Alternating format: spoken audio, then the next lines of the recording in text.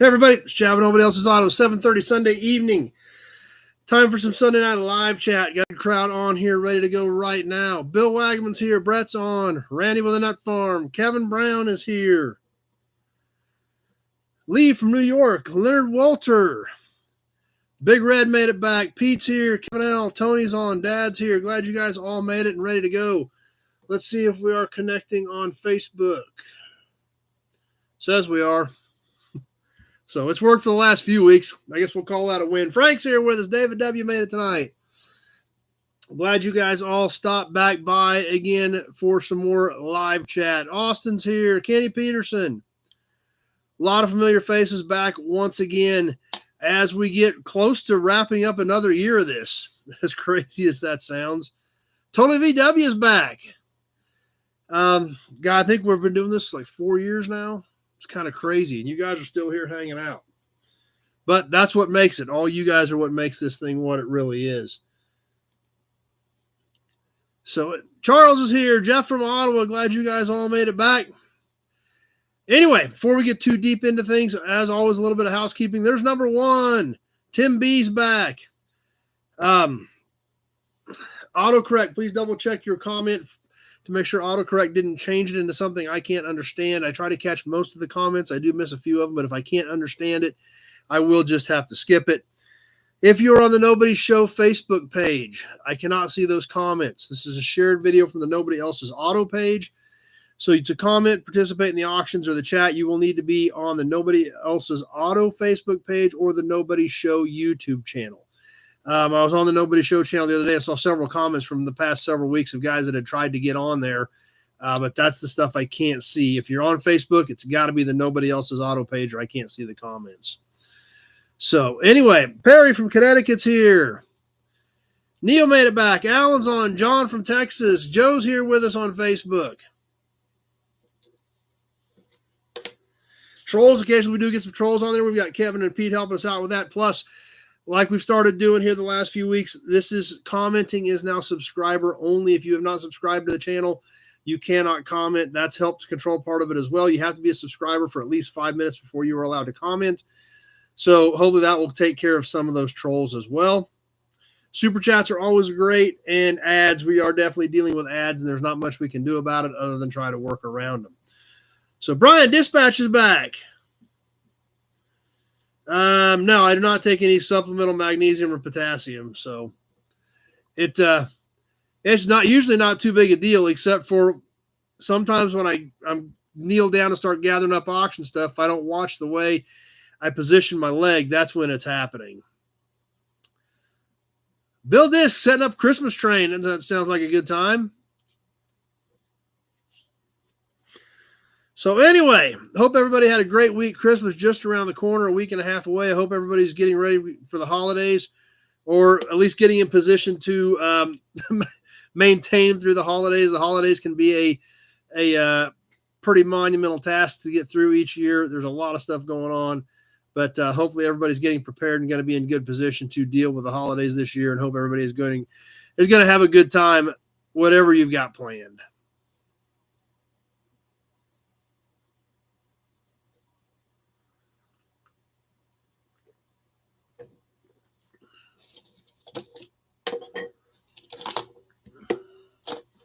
That's true. Good idea, Pete. Make sure you post the pictures to the Nobodies. A lot of great posts on the Nobodies page this week. Speaking of which, Brett's birthday is right after Christmas. So, yeah, that would be cool to see, Bill. Like I said, you guys are doing a great job on the Nobodies page. It's super cool to keep up with what all you guys have going on. It's a whole different deal. You're used to watching me post videos, but now everybody gets to see what you guys are doing, what you're finding, what you're looking into, what you might be looking at to buy, stuff you're working on, just like Bill's Trains, all kinds of cool stuff. That's a great idea, Big Red. 25,000 subs by 2025. I don't think we're going to get there before 2025, but I'd sure like to get there in the year of 2025 for sure. So, yeah, if you haven't subscribed, please do so and let your friends know what we're up to so they can get on with us. Matt's here with us. Yard Walk, Perry, we typically try to do one on New Year's Day. If the weather holds, if it's not crazy cold or crazy windy. We typically try to squeeze one in on New Year's Day to kind of kick the year off. Last one was 6 weeks ago. So if we do one on New Year's Day, that would be, a couple months after the last one. Usually try to do them 2 to 2.5 month, maybe 3 month windows. I don't like to do them back to back to back because stuff doesn't change that quick. But there's been a lot of stuff changed over the last couple months. Even though I haven't been here, I've had a ton of cars coming in. So I think we'll probably shoot for New Year's Day if the weather holds. We usually try to do that. So Scott's here with us on Facebook. Kenny got a bunch of boxes to open. Yep. Sounds like a good plan for Christmas, Kenny. Dennis is here. So we will try to tentatively pencil that in depending on the weather for a yard walk on New Year's Day. Sometime usually in the afternoon because it's usually being New Year's Day. It's going to be cool. So usually hopefully the sun will be out that day. Let the sun come up. Hopefully the wind doesn't come up. And we will shoot for New Year's Day for the next yard walk. So great point, Perry. Glad you threw that out there because I've been thinking about that. So Hudson Badge. Nope, Bill, I did not sort any of the Mopar parts out really. Basically got them unloaded just like I showed you guys on the video and looked at a little bit of it, but not much. Mainly wanted to get them unloaded and stacked in the building because obviously when we get in the dead of winter and it's really nasty out, that's good inside work. There is some cool stuff in there. So that's right, Austin. We're going to get to that here in just a minute. But I think there's some cool stuff in there. Got to spend a little bit of time with it. I've got 2 or 3 more totes to get, as well as a sign that I bought up there. So there is it's actually all the way up into the 80s, Bill. There's some stuff in the 50s, 60s, 70s, and 80s. And it's just kind of the guy that I bought this stuff from, it came out of an old dealership, obviously. Jim's here. And he had like a box truck full of it. And he went through it, and he pretty much, if it was just pure junk, seals, bearings, things like that, that weren't in a cool box, weren't good for anything, he didn't keep it. There's about 10 tubs that I bought, 10, 11, 12 tubs, I think. And that was the stuff that he picked out as being kind of cool. We saw some mirrors in there. There's some gauges in there. There's some switches in there. There's some trim in there. But basically, that's just one of those deals. I'm just going to have to lay it all out on tables. I'll probably put pictures on Facebook after I start laying everything out on tables. The weather wasn't terrible here this week. In fact, it was beautiful today. It was like in the 60s here today. But once the weather gets crappy, that's something I can go over in the other shop, sit up at the table, just start laying stuff out, inventorying it, and see for sure what I've got. But it was pretty cool. There is some neat stuff in there, and it's always fun digging through tubs of new old stock for sure. So, yeah, that's right, Randy. You got to open your boxes too. So we'll see what all's in there. But it was pretty cool. And like I said, I still got more to get, and still working on it. Actually, I left a grill there, the other sign, a gas pump, 2 or 3 tubs of parts. So, yeah, I've still got another load to get there for sure.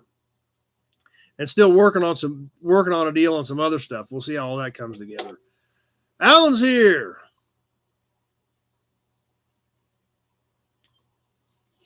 Auburn Badge. So anyway, that looking forward to that. Obviously, you guys are too. So we'll see how what we come up with on the new Mopar stuff. Obviously, I did not get the video up this week on the car that I bought at Mecum, but I do have most of it put together. I need to do a walk around in the car now that it's here, but all the stuff from Mecum and the drive home and all that stuff is already put together. So this week we will have the video up on the new car that I added to the collection at Mecum last weekend. So the red cab over, yep. It's pretty cool. Steve's here with us. I will be getting the video done on that red cab over here shortly as well too, Perry. So, and that's a pretty good old truck from what it looks like. So definitely excited to get that one shot. And that's some stuff that if the weather's decent this week, I've got a little bit of time. Obviously I was in town this week, but half of this week was just catching up with being gone last week at Mecum. So this coming week, I will be here all week. I've got a little time, so I've got to get some of that new content shot. So, if there's something that I can, if I can tell you what it is, John, sure. You might call me and let me know ahead of time before you send it. Because typically, if they're random numbers, I typically don't even open them. I just delete them because I get so much random crap on there that if I don't know something's coming, I typically don't even open the text. Oh yeah, then the Stafford Jubilee photo that we had a lot of fun with that. If you weren't on last Tuesday on Toy Tuesday, that was pretty cool. A lot of you guys were really into it. Other than when I dropped the phone, that kind of sucked. But the Stafford County Auto Parade from the Stafford Jubilee, when was that? 1912 or something. That was pretty cool. If you missed Toy Tuesday, you'll definitely want to go back and check that out because we did have a lot of fun with that. Thanks for that comment, Randy. I'm pretty glad you guys enjoyed it, and it was pretty cool. That peanut butter cookie fingers. That's about what happened. I actually had the picture set up, and I had my phone, and I had my phone sitting on the table, and was just walking it along so you guys could get a good look at it, and then it dropped. Andy's here. The Rusty Okie made it.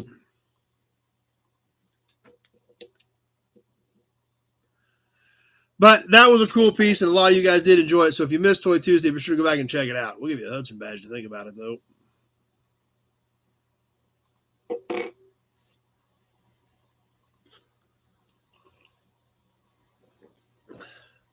But anyway, one big thing I do want to talk about that Austin brought up just a second ago. Big Job made it tonight.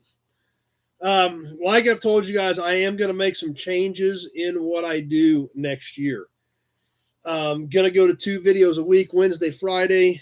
I'll use Monday if I get something weird pop up or I have a bunch of extra stuff and just need to throw something up. But for the most part, we're going to be looking at Wednesday and Friday for normal videos. Of course, we'll still be on Sunday and Tuesday on the lives, unless we decide to change some of that stuff. But along with that, and I've been telling you guys that I was going to do this. And this is something that, of course, YouTube is pushing it because they get a cut off of it. But something we've touched on, that is the Stafford School building in the background. Found a postcard of the school in 1910. Cool. Well, that answers that mystery. There was a lot of discussion about what that building was. So if Randy was able to track a picture down of it, they were sitting at the school building for that picture. So,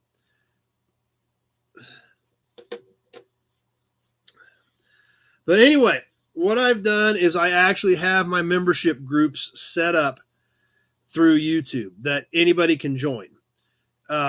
Strictly optional, but there is, I wanted to go over with you guys what I did, why I did it, and how I did it, and why I did it the way I did it. 66, 67 comments. I do not have any cars here. I stripped one out. I've stripped a couple of them. I've got a few bits and pieces left off of a few of them, Nick, but I don't have any complete cars here, depending on what you need. But with the YouTube membership groups, I've got 3 tiers is how I've got them set up. And YouTube kind of has guidelines to walk you through some of this stuff. So I've got 3 tiers. The basic tier is $2.99 a month. You obviously get a badge. Anybody that joins the membership group gets the badge. The badge is an NS for Nobody's Show in different colors based on how long you've been a member. So you get the badge, and then anybody that is the basic tier where you get the badge, what I'm going to do for everybody, if you're a member, is I'm going to give everybody 10% off t-shirts. And yes, I did talk to my t-shirt guy this week, and he told me to get him some ideas, and he will get a new shirt worked up for us. So anybody that is a member will get 10% off of shirts or any other merchandise we would ever decide to do. And that's just the basic tier group. It's $2.99. The next stage is going to be $9.99, and that's going to get videos are going to drop to those members a week early. So after the first of the year, the first couple weeks, I may just post one video public and one video private, and then eventually roll into, by the end of January, there will be, the new videos are going to be on the second tier member, and then the following week they will go public. It's another suggestion that YouTube does, so whatever that's worth. So yeah, Pete, we're going to try to get some new shirts done. The plain and gray kitty. Yeah, and that's what I'm still thinking about. I'm still trying to toss some ideas around on what sounds good, Nick. On what I want, because I want something to symbolize what we do here, but I can't make it too busy either. We got a pretty wide range of vehicles that we deal with, and I kind of want to be able to show that. So just like I said, a lot of different ideas running through my head, but he did definitely say that he's got time to do it now that he's through the busy season. So big guy t-shirts. Okay, Kevin, I'll check in with you before we order. So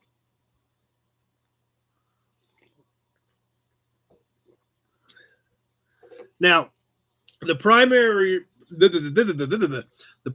reason for the membership groups, and we've discussed this a little bit in the past. Some of you guys have asked about it. Have a dude sitting on nobody's coaster right now. Yep. Maybe we ought to get another batch of these run too.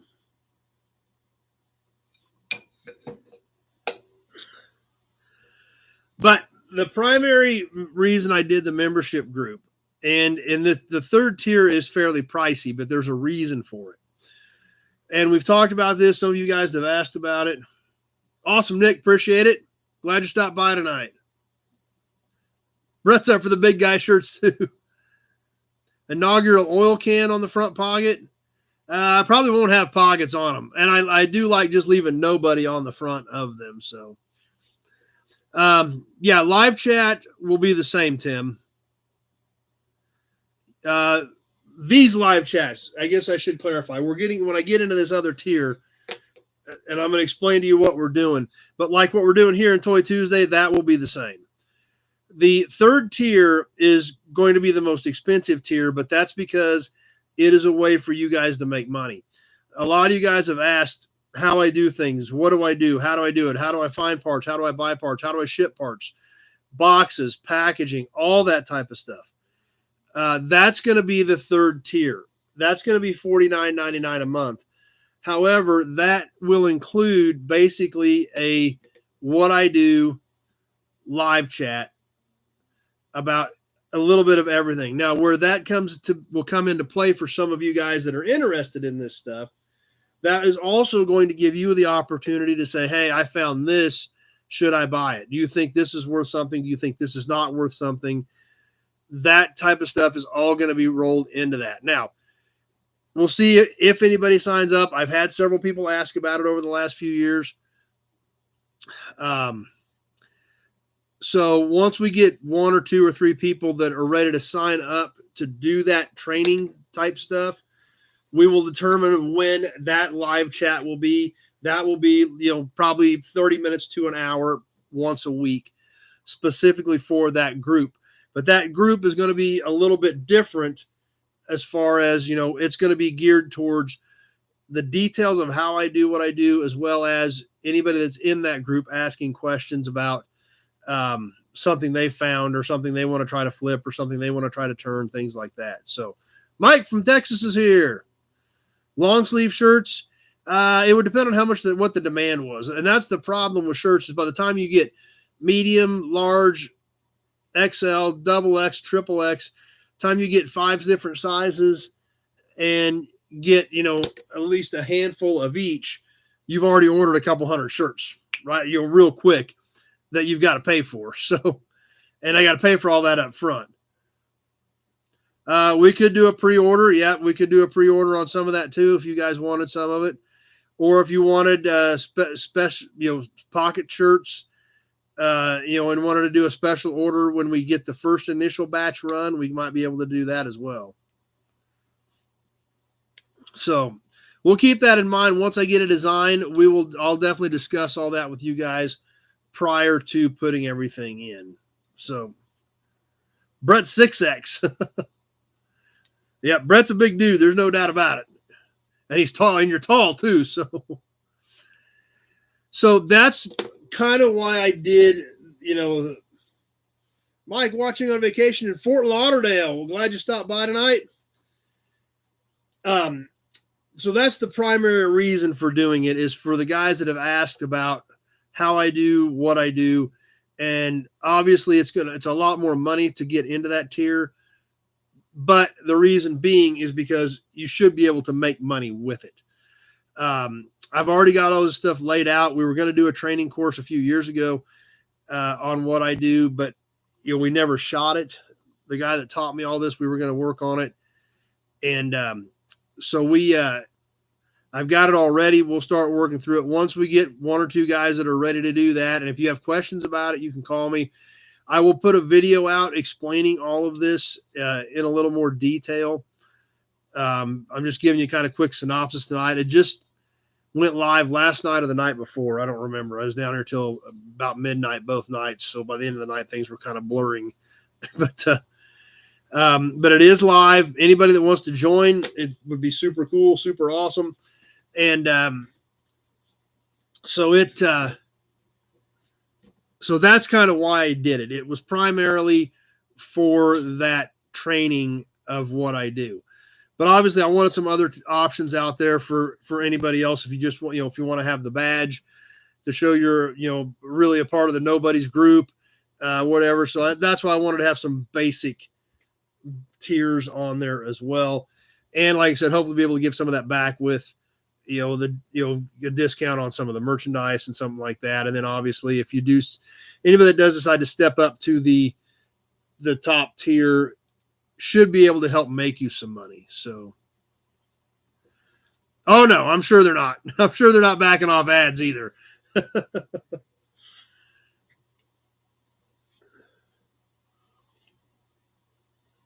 The only way that they probably would back off they probably will back off the ads on the lives specifically for that membership group, if they're already getting a cut on that.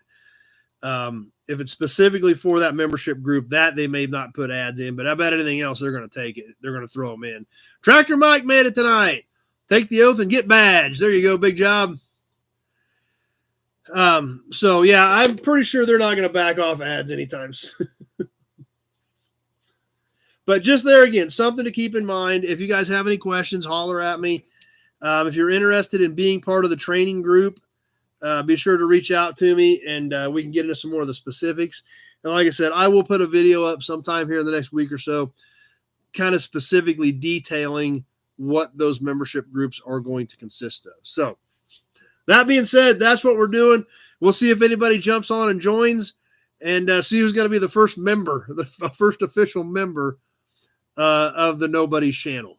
So anyway, that's right, Nut Farm. Everybody's getting a little thirsty.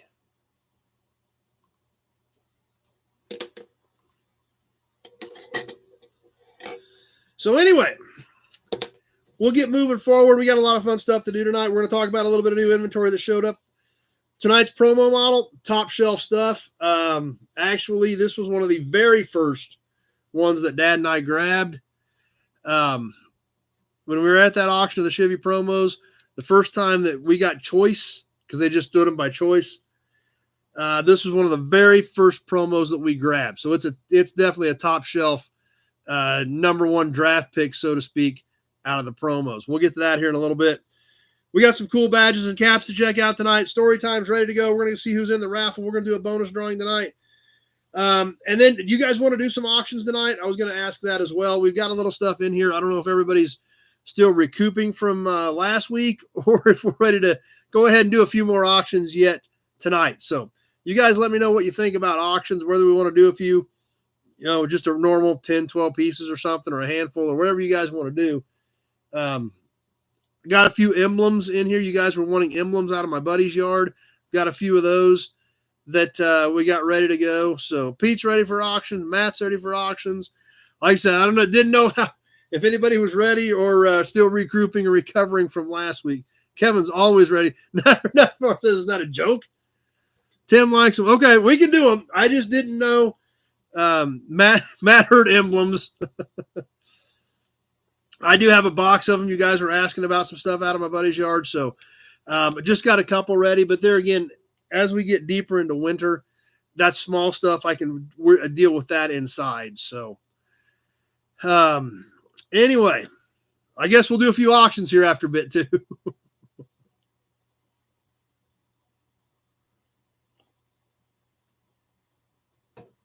So anyway, new inventory. Had some 80s Fords come in this week, which is kind of crazy because 80s Fords are now 40 years old. Yeah, think about that. Can't remember Sunday night without auctions. I'm just asking. I mean, I didn't know how bad things got for you guys last week. So, but had a couple of full-size cars, 83 Town Car, 87 Grand Marquis. So we'll be getting videos on those. In fact, I've had 2 Town Cars come in from the mid-'80s lately. I'll get both those up as well as 2 Grand Marquis. And had 1 Ford pickup come in, 83 F-150 4-wheel drive. So we have a slug of new inventory to do videos on, to say the least. I got stuff stacked up like cordwood we haven't done videos on yet. So we'll have a lot of cool stuff coming there. Stay tuned for that. It's going to, because like I said, we still got to do that 70 Kingswood wagon. I got to do that Mercury Pace Car convertible, the Fairlane convertible, the cab over Ford. There's some other grain trucks out back we haven't done. 55 Pontiac Tudor hardtop. Haven't done that yet. We haven't done my 77 Dodge pickup yet that I bought in June. That's a cool truck. I'm excited to do that one. That truck runs and drives. And it's a neat. In fact, I got to get that. I need to get the battery back in that and drive that. 80s, wasn't that 2 or 3 years ago? That's exactly, Jeff. I kind of think that too sometimes. So, but no, I forgot. We got to do that Dodge pickup. 1977 Dodge pickup, half-ton, short bed, club cab, 4-wheel drive, factory 440, runs and drives. So we definitely, man, I got to get that one done too. It's only been there since June. So, yeah, we got a lot of cool videos. I got a lot of work to do. We need to get on that. So, anyway, we got a lot of cool stuff coming up. I think you guys are going to enjoy it. Anyway, promo model tonight. Like I said, top shelf pick on the promo model tonight. Fairlane convertible. Yeah, it's a 66 390 GT convertible. But don't get too excited, Nick. It's bad. I mean, it's really bad. There's not much there. But it was a 390 GTA Fairlane convertible body, so I went ahead and drug it out of the pasture. So, yep, don't get too worked up. There ain't much there, but it is what it is. And I ran the VIN number, and that's what it shows. Old School made it tonight. Glad you're here, Old School. Tweely D's back. Yes, as a matter of fact, Tractor Mike, the Fairlane convertible does have a mower in it. Because Tractor Mike was at the auction too. We stacked the mower in the Fairlane convertible. Tractor Mike mower. Yeah, that's true, Brett. Those caddy pickups were kind of cool. I tried to get Tractor Mike to buy one, but he chickened out. But yeah, those caddy and they were a conversion, and they were built as a pickup. They made flower cars for funeral homes like that, but these were actual pickups that a conversion company made a couple hundred of them. So that's as bad as some of the cars you haven't picked up for 2 years now. I've got a batch of, they're not terrible, Nick. That car, it came out of a pasture, but it was real sandy. The ground was super sandy, like almost pure sand where that car was at. So it's not extremely rusty, believe it or not. I've got a batch of 41 to 46 GM trucks. I think there's 2 Chevys and a GMC that I bought in 2010 that I haven't picked up yet. They're like 8 miles from the yard. See, I got to get on some of that. Yep. You're missing one more, Tractor Mike. It's still here, but your whole white's still here too. So That's a lot bigger tractor.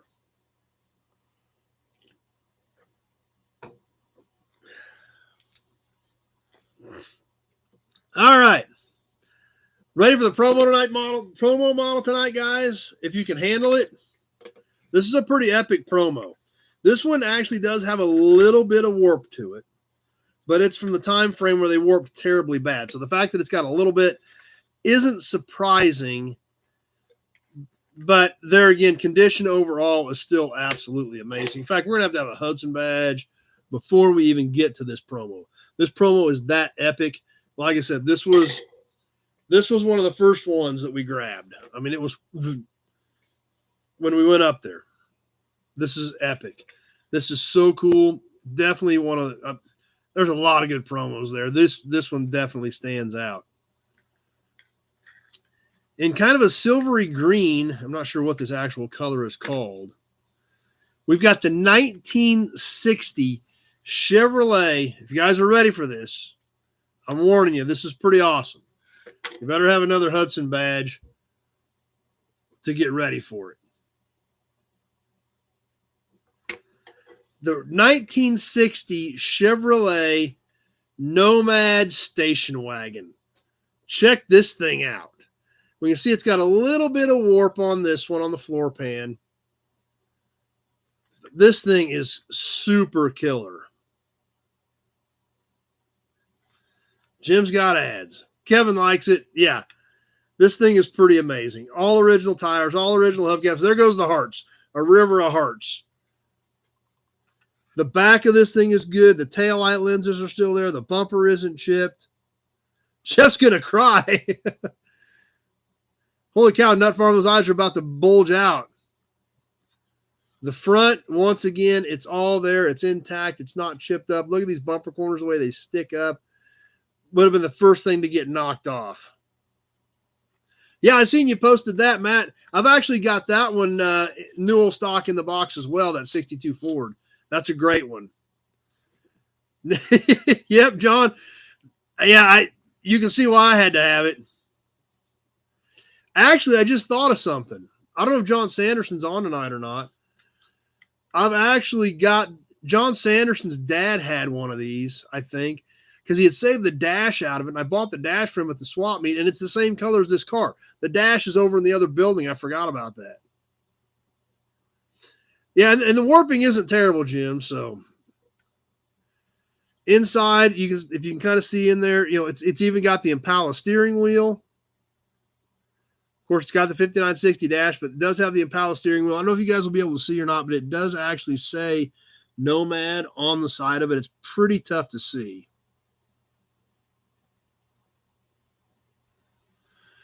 Bill, round 2 is bringing it back out next year. It is as a kit, okay? No, that's several hundred miles away from me, old school. That other yard, there's no way. That's a long ways away from me, and that's thousands of cars. That wouldn't make any sense whatsoever. We'll see. I'm working on that right now as to what they decide to do, but hopefully we'll have some more information on that in the next few months. So, and that's true, John. People definitely cared about the styling. When you look at the style, and that's why 59 and 60 GM wagons are so crazy popular. Every part about this, of course, it's got the curved A-pillar, and this is all 59 and 60 GM full-size cars, has this curved A-pillar, has this sweeping C-pillar back here, has the angled D-pillar in the back that mates with that roof line as it slopes back. Then, of course, the fins, everything in 59 and 60 had a fin. And then this one actually had a two-toned roof to match the two-toned white inserts against the green. Bottom side of this, as always, just one piece of molded plastic with some detail molded into it, but nothing, not a lot of specifics. So, Austin tried to join, but it won't accept his credit card through YouTube. Okay. There must be a glitch with YouTube then. Not sure what the deal is there, but Let me know if you have any other troubles, Austin, or let me know if it goes through. So excited that you want to join. That's awesome. Billy Bowman's here. That's right, John Pure Class. There's Ryan Fairchild with us, our good friend from Dry Lake Brewing, scrolling through and saw a wagon. Yep. This is a great promo. Glad Ryan stopped by to hang out tonight. You guys will all be seeing Ryan at the Gathering of the Nobodies, since he has been great enough to let us use the room. He said as long as there's no scheduling conflicts, he's going to let us use it again and hang out down at Dry Lake Brewing once again for the Gathering of the Nobodies. So huge shout out to Ryan. He's on Facebook with us right now. But you guys are all going to be looking forward to seeing him again at the Gathering. So, like I told you guys, no, we have not nailed a date down. We are looking at those 2 dates in April. We need to get that nailed down here pretty quick. If you guys have an opinion on that, let me know, because we were kind of looking at the 19th or the 26th of April, kind of keeping it in that similar window. So the 19th or the 26th is kind of what we're throwing around there. If you guys have a preference, be sure to let me know, because we do need to get that nailed down here within the next few weeks for the Gathering. We got to let Ryan know, because you guys want to hang out at the brewery again, I'm sure. So get us some Flatlanders pizza. That's a win. So there it is, one of our first picks when Dad and I got up to the table. The 1960 Nomad wagon promo model.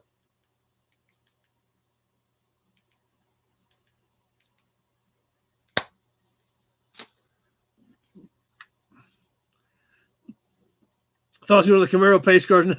I didn't buy those. Those were the 2 highest dollar pieces that sold. So same color as the 5960 Chevy that was in the JFK motorcade. Didn't remember seeing that. Yep, April's what we're shooting for, Tweedly Deep. Obviously, we get too much past April. You get into May and June, and everything is crazy busy. So we're going to gamble, and hopefully it doesn't snow this time in April. So hope you guys were as excited about the promo as we were, and hopefully when I told you, when I hyped it up, it was worth seeing. But there it is, the 1960 Chevy Nomad station wagon, original factory Chevy promo model.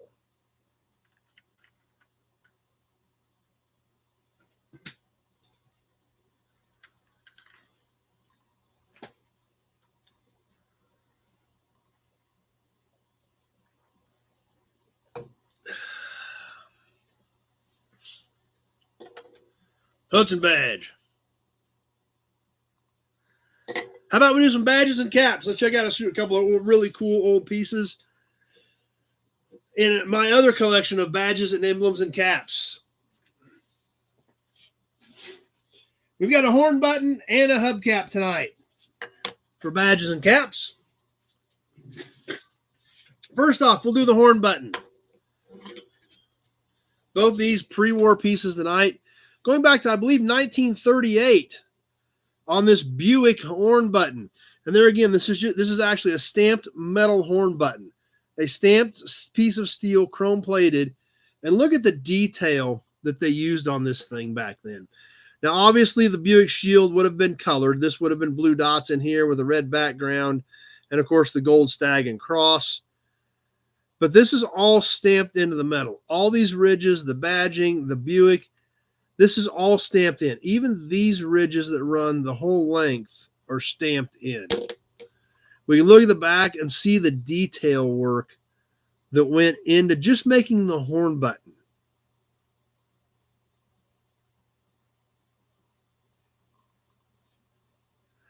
Kind of crazy to think. This wasn't just, yeah, that's right, Ryan. It is pretty trick. This wasn't, just like plastic molded. This was all stamped steel, chrome plated, and then painted. Obviously, we can see traces of the black paint here. I'm sure there would have been black paint here. Then, of course, all the colors in the Buick shield. Not sure, Bill.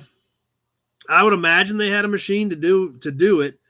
But there again, the machine would have had to gotten all these fine details correct to get those colors right, because you were staring right at this thing while you were sitting in the car. Pete needs it. It's about 3.5 inches in diameter on this 38 Buick horn button. I think it's 38, maybe 37, but I think it's 38. So kind of a neat piece.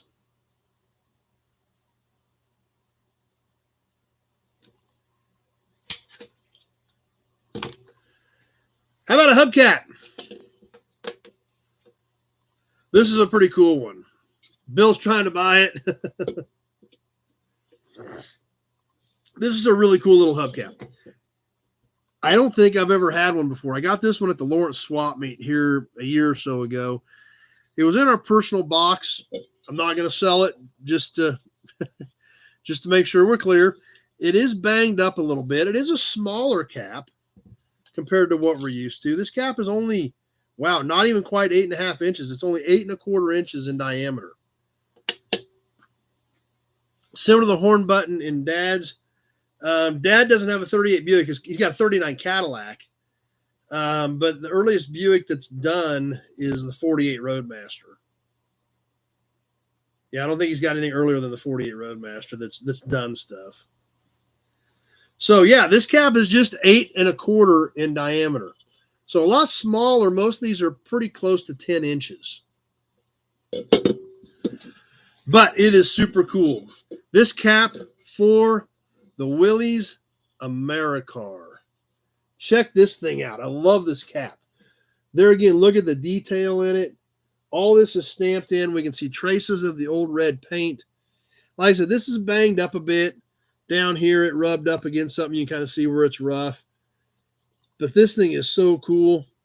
No, not that early. He's got several restored Buicks, but nothing that early. Yeah. I figured you guys would dig this thing. I was pretty excited about it when I found it. But it would, there again, think about this thing when it was new. That was a great looking cap.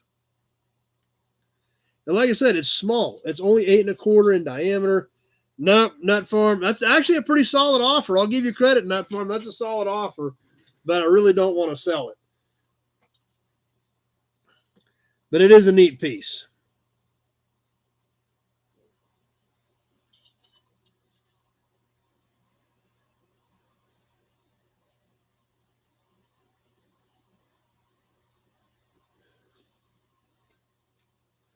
So that's what we've got for tonight. The Buick horn button and the Willys Americar cap.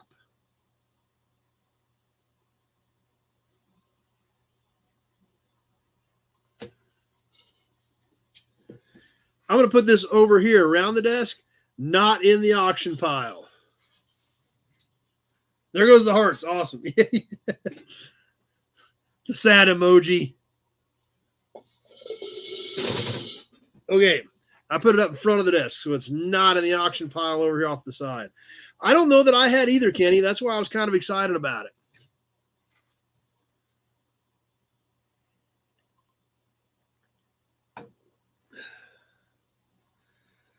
Who's ready for some story time? Story time's been a lot of fun. You guys have really enjoyed it. I've had fun doing it. Going through the old scrapbooks and looking at the cars that Dad fixed up and flipped back in the 70s and 80s. And the other cool part about it is we also have the files and the records of what he did to them. So let's dive into tonight's story time. On a 1971 Pontiac Granville. And there she is. Hopefully the glare isn't too bad. You guys can make it out on the silver. Man, that glare is terrible. But I hate taking these things out if I can avoid it because I can't get them back in. That's right, Bill. They're pretty much all drag cars. And they didn't need hubcaps on those. So this silver 1971 Pontiac Granville. Let's find out what happened with the Granville. Back in When did he buy this one? October 19th of 1977. So this car was a 71 Granville, bought in October of 77. So this was a 6-year-old car, almost 7-year-old car. It had 110,854 miles on it when Dad bought it. So yeah, it's pretty close to a yacht. That's true. Oh, what did he pay for it? In October of 1977, this is a 6-year-old car. It's a 71 Granville. He paid $275 for it, $5.50 for the inspection, and $8.25 in sales tax for a grand total of $288.75 for a 6-year-old Pontiac. So when we put that into perspective here, say it's 2024, say this is be like a 20, this is almost 7 years old, 2017, 2018 vehicle in today's world. So that's what we need to keep in perspective here is this would be like buying a 2017, 2018 model year car with 100,000 miles on it today. Just a flip. Yep, that's what I figured. But here's the crazy part about it. When we look at the differences in today versus 40 years ago, what did this car need after 6 years and 110,000 miles? There's the repair list on it. So let's check it out. Heater core, windshield, tune-up, clean-up, turn rotors, turn drums, pack front wheel bearings, front pads, rear shoes, piston rings, put a set of rings in it, timing gear and chain, serviced it, resonator pipe, AC compressor, oil sending unit, overall starter, overhaul alternator, R&R fuel hoses, repair cruise control, service transmission, rotate tires, align the rear bumper, repair rattles, grill emblem, and floor mats.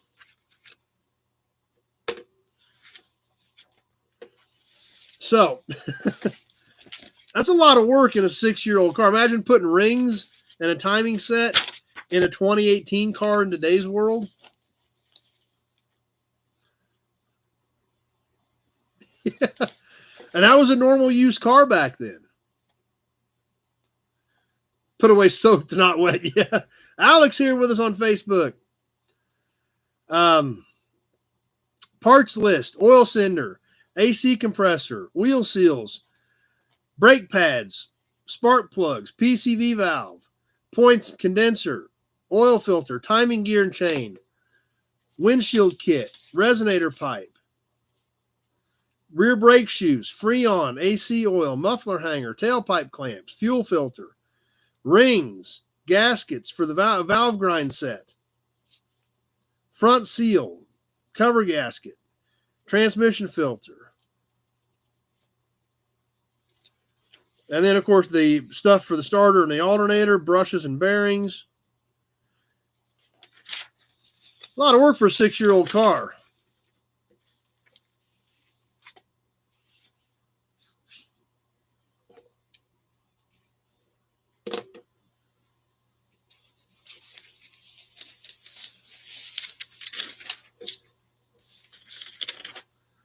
So, now this was kind of, this was kind of crazy.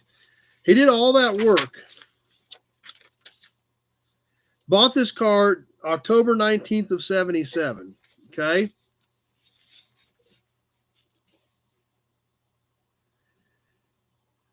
And literally put timing set in it, put rings in it, did the starter, did the alternator, put a windshield in it, did the brakes. It just said touch-up paint, Ryan's all he had listed on it was touch-up paint and align the rear bumper. So must not have been too bad bodywork-wise on this one. And he didn't have any labor time scheduled for any body work because he actually tracked the labor time on these tickets. There's his labor time for all these repairs. And he didn't have labor for any body repairs. Did it in the cold garage with no heat. So bought it October 19th of 1977. Put piston rings in it. Did a timing set. AC, brakes, and put the ad in the paper starting November 2nd. So did all that in like 10 days, 12 days. Tim's here. So did it in a garage with no heat, a single car garage with a little bit of an extension on it. And put the ad in the paper on November 2nd. And he was still working at the dealership, turning wrenches all day long. So did this in 12 days in the evenings and weekends. And on November 2nd, the ad read 1971 Pontiac, excellent condition, safety inspected, perfect car for the family on a budget.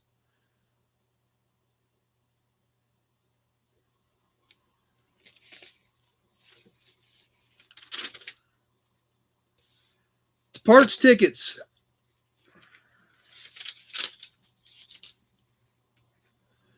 This one has some Walker parts, so that was probably the exhaust parts.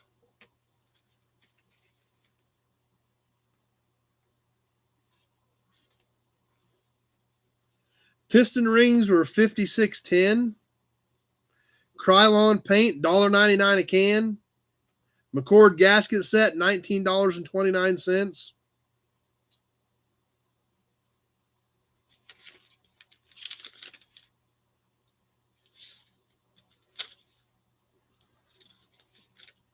Brake pads, $6.80. And had to have the heater core repaired, $14.17.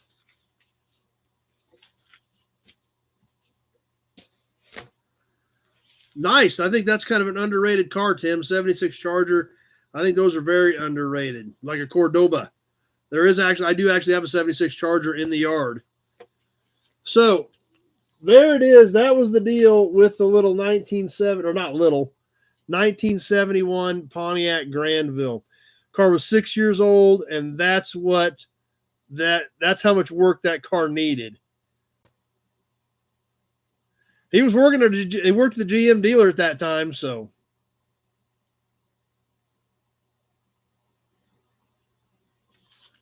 That all happened in less than 2 weeks of nights and weekends in a single car garage.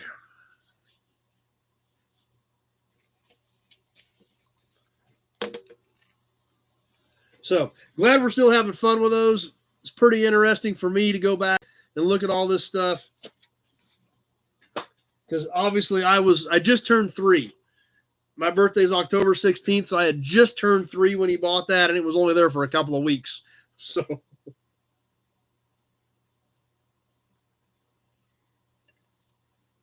awesome, Kevin. Appreciate that. Glad you guys are having fun with it.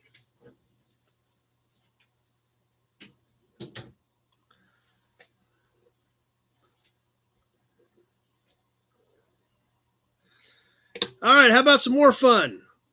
Who's ready to talk about the raffle? Mike loves it. Great. I'm glad you guys really do enjoy it because it's cool for me to be able to go back and do that. It's kind of one of the more popular things we're doing, I think. So let's grab the big Buick oil can. See who's in there. This is for the last 2 weeks because remember last weekend I was at Mecum, did not get it ready last week. So this first packet is for the first 2 weeks. Oh, there's stuff in here. I put stuff in here. Who's in right now? Kevin Brown, Big Job. Tony Napoli, Alan Harper, Austin McCoy, and Randy Ellenberger. Those are from the first 2 weeks. No, there's not a lot of 75, 76 Chargers out there. In fact, when I did the video on that car, there was a bunch of comments that it wasn't a Charger, it was a Cordoba. I didn't know what I was talking about. It's like, it says Charger right on it. I don't know what to tell you, but awesome, Bill. That's right, Mike. It is definitely part of our history. There's no doubt about that. And let's check these toys out again. First off, and remember, these were sponsored by Rangeline Antique Mall in Joplin, Missouri, helping us out on this month's raffle. Ryan, tell you what, send me those 2 dates. I'll see about earmarking both right now. Okay. Sounds good. Let me send a note to Ryan. Ryan wants to block the room for us now until we decide. So huge shout out to Ryan for helping us out on this.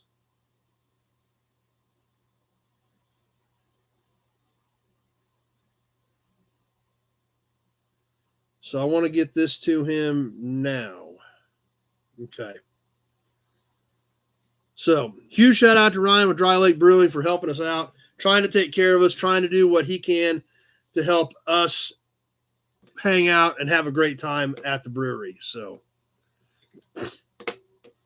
yeah, you coming again this year, Bill? The first toy, a Marks Speedster. Missing the little dude. It should have a little dude's head right here. That is gone. But check out the graphics on this thing.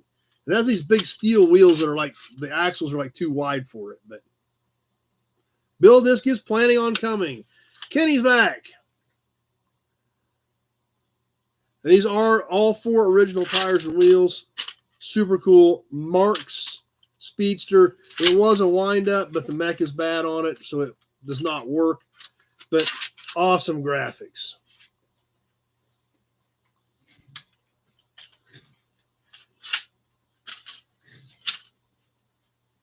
So you will have the choice of that car.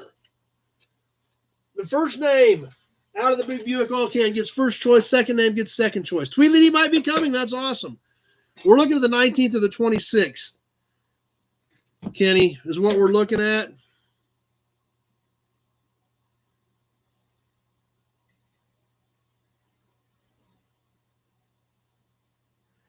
And he already sent me a screenshot of his calendar.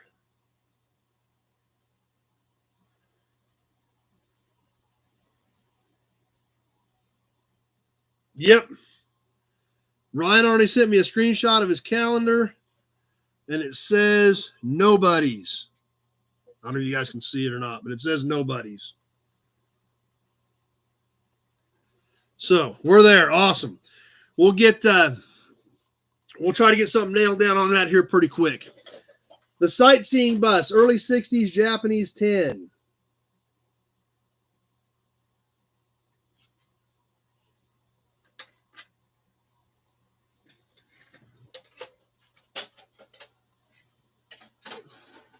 Or we're going to go way back. I think this is 40s on this cab over style stake truck.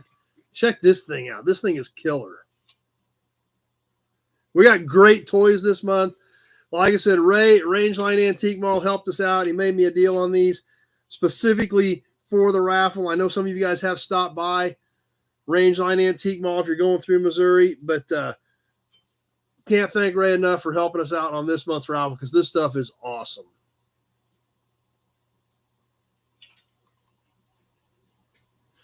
There goes the hearts. I've taken it that you guys are excited about this month's raffle.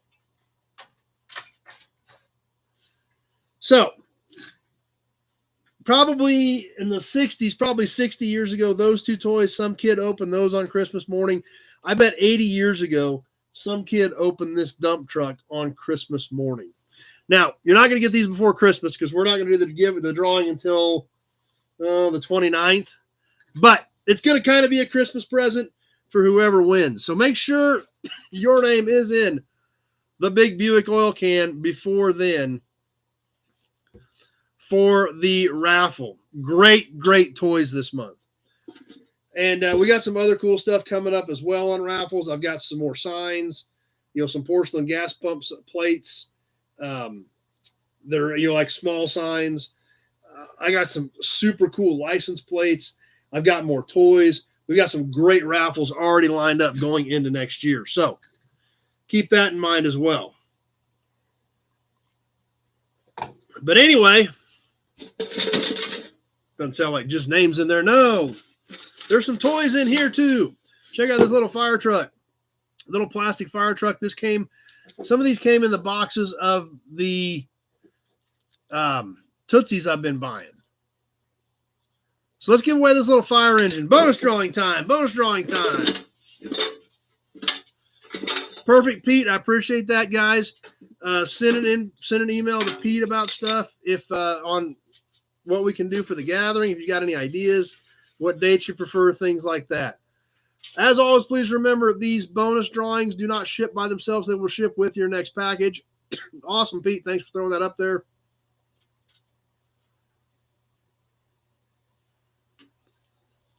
Austin. Whoops. Austin McCoy. Stash that little toy for next time. I'm going to put Austin's name on this little fire truck so we can add it to his next box. I just shipped your last box. I should have held it for an extra couple of days. I'm sure I'll be shipping you another one.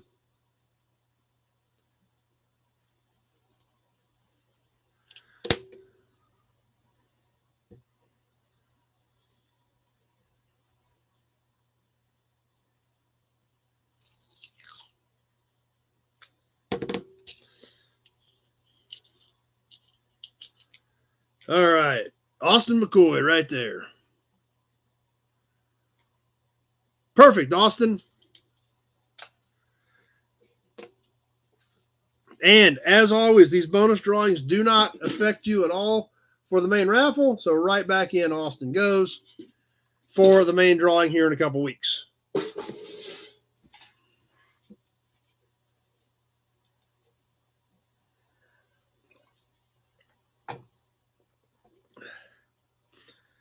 All right. I guess that brings us to, you guys want to do some auctions? That's right. I was just thinking the exact same thing, Big Job. We gave away that big toy truck a couple months ago.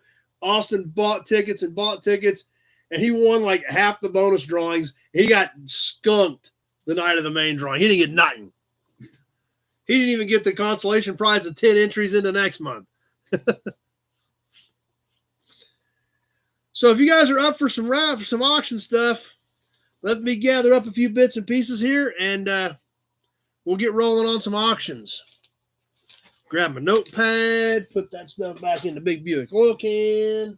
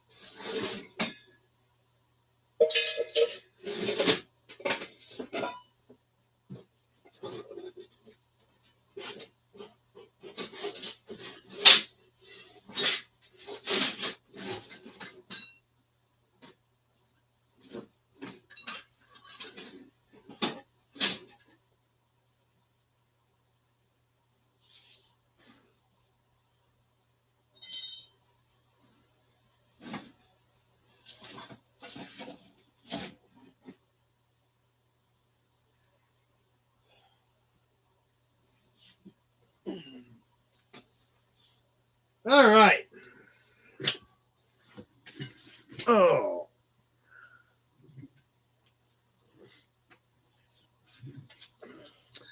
I guess we'll go ahead and get ready to start rolling as always.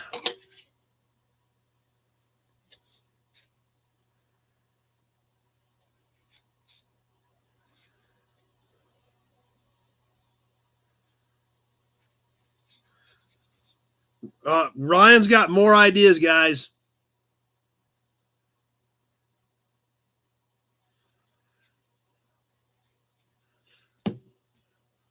Ryan's throwing more ideas at me to make the gathering even more cool. So excited about that. Thanks, Ryan. I appreciate that. We will let you guys know what that is here real soon. But awesome that Ryan is supporting us at this level. It's so cool. I know, and Ryan's a gearhead as well. So he enjoys hanging out with us, and so can't thank him enough for all of his help on helping us with the gathering. It worked out great last year, and he's already on board and ready to do some cool stuff this year for the gathering of the Nobodies. So anyway, as we get into auction stuff, as always, we'll hold up an item. We'll point out any damage. We'll talk about that car. We'll give you some dimensions on the piece so you know what size we're talking about.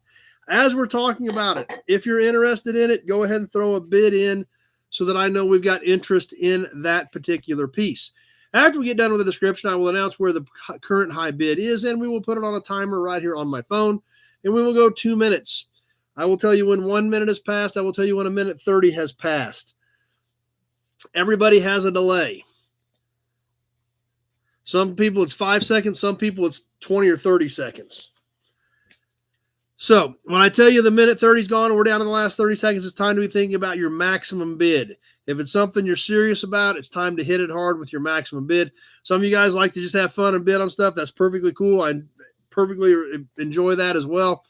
And we have a lot of fun doing it. The only thing I ask is it's full dollar amounts. Even if you just bid $1 and bid one more dollar, just as long as it's full dollar amounts, just so I can keep track with what's going on, because it gets pretty busy sometimes, especially when we get some really cool pieces up there. We got a few neat things tonight. So at the end of 2 minutes, I will announce the winner based on what I see on my screens. And we are looking at two formats, both YouTube and Facebook. So I'm looking at two sets of screens. So if I announce a bid that you don't see, it's probably on the other format. So keep that in mind as well. With that, let's go ahead and dig some cool stuff out and start checking some things out here. Where do I want to start? Let's just start off right here with it's kind of a different license plate. Going back east, right out of the gate to Pennsylvania. This has a sticker on it that says 1981, but I think it's probably earlier than that, probably 79 or 80. What makes it different is it's a dealer plate from Pennsylvania. It's been up a little bit. It's not a high dollar one. Kevin says hit the like button, but it's a cool piece to start with. So let's get rolling on a Pennsylvania dealer plate. Now, we can see the sticker up here is dated 81, but since it has a sticker on it, I would imagine this was probably 79, 80, something like that. Crazy to think that's 45 years old. Kind of a goldish yellow with blue letters. The dealer is stamped in it. It is a printed plate because the backside of it is bare.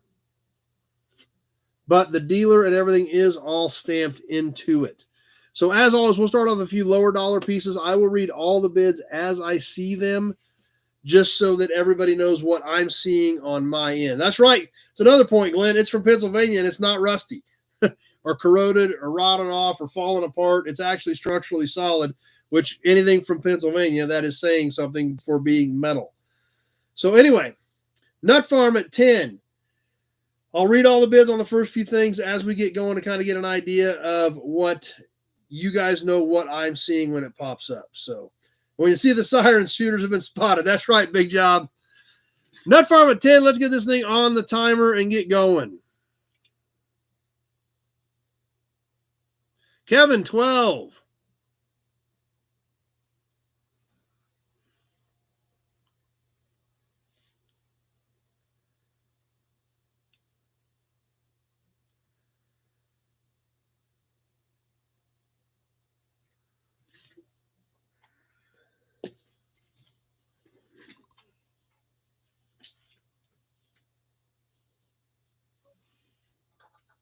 Nut Farm, 15.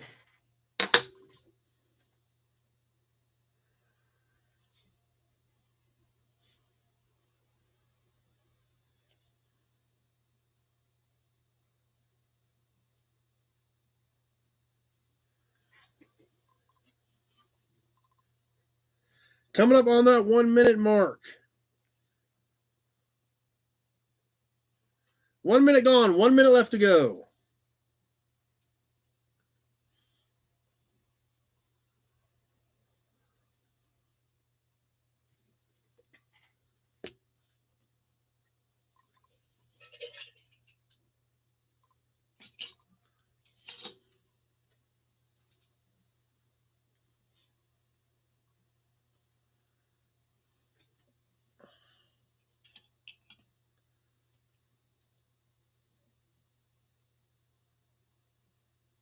Minute 30 gone, just under 30 seconds left. Nut Farm at 15.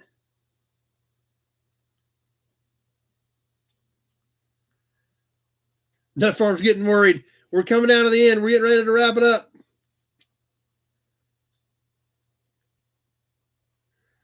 Few seconds left to go. Nut Farm at 15. And that did it. That held. Nut Farm was getting worried, but it did hold. And there was Big Job with 20. It just came in at 203. So you got lucky, Nut Farm. You were starting to worry, and you had reason to be. Just didn't come through in time.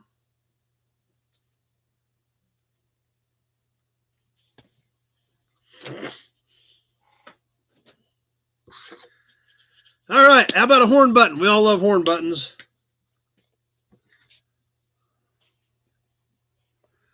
This one does not have a frame or a bezel around it. This is just a plastic insert for, I believe this is early 50s on a Chrysler. Now, this obviously still showing the depth, trying to show the 3D depth where you can see the Chrysler logo in the middle of this badge. It has a blue perimeter around it, almost made to look like the badge is floating in it. On the backside, we're going to see how this was all cast in there. And this is 3 inches to the outside perimeter. It's 3 inches across on this little Chrysler badge. Like I said, this probably had some sort of a metal frame, bezel around it that held it on, but still has a pretty cool look to it. The blue definitely makes it stand out compared to a regular one. So anyway, let's get rolling on this little Chrysler horn button. Who's going to start us off? This one does have a little bit of paint loss. Actually, I forgot to point that out. You can see right over here has a little bit of the silver gone around on some of this stuff. We can see that on the back side a little bit. There we go. If we get the light just right, we can see we got a little bit of paint loss in a couple spots on that. Kevin L at 25. Kevin started us off at 25. We are on the timer on the little Chrysler horn button.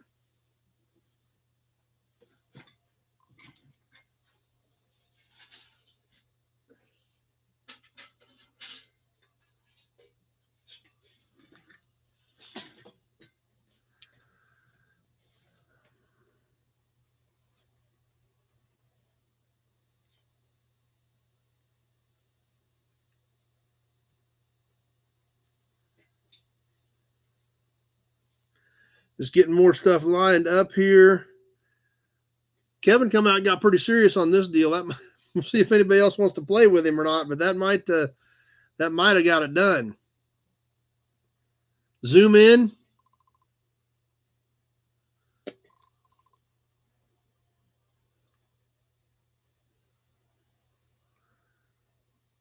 That better, Andy?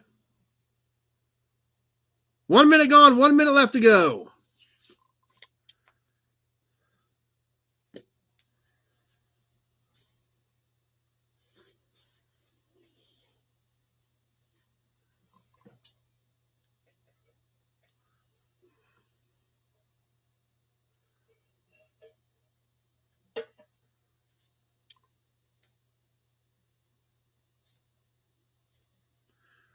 Minute 30 gone, 30 seconds left.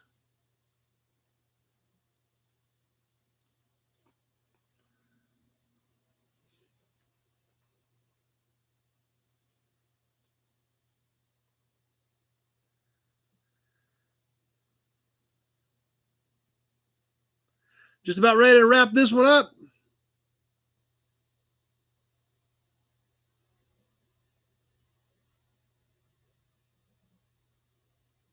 And that does it.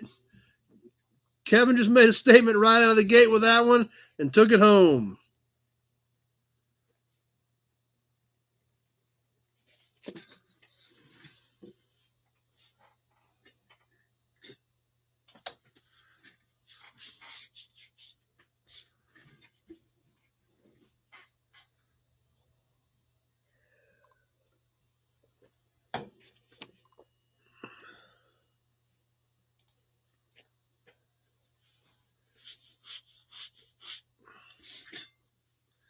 What do we want to do next? How about let's do some toys? 3 toys, as a matter of fact. 3 Tootsies. 1 shot, 1 kill. That's exactly right.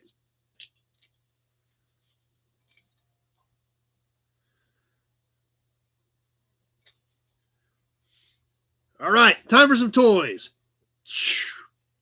Oh, what was that? What was that? Yes, Tootsie airplanes. This does say Tootsie on it. This is a Saberjet. Tootsie Saberjet. Has USAF and stars and bars on the bottom of it. If you guys can see right here on the base of the wings. On the Tootsie Saberjet, this is about 3.5 inches long on the Saberjet. Going with the Saberjet, another Saber, also a Tootsie, a little fancier on this F-86 Saber.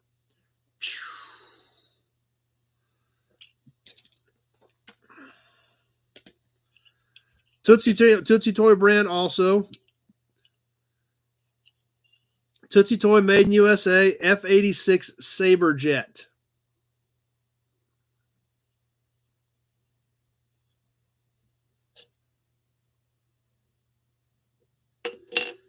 And going along with the 2 Saberjets, how about a Bonanza? Yes, a V-tail Beechcraft Bonanza. Still has the propeller on it.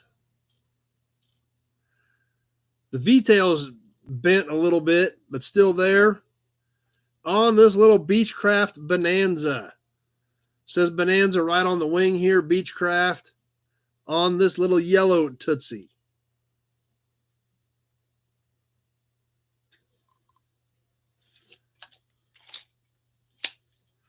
So, all 3 of them. 2 jets, 1 prop plane with a prop, all Tootsies, 50s, maybe early 60s era on the Tootsie airplanes.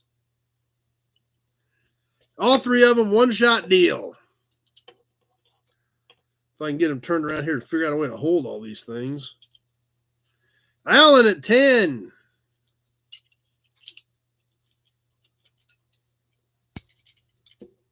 Okay, there I think I got him. Now we got the timer going. Here we go. Allen at 10.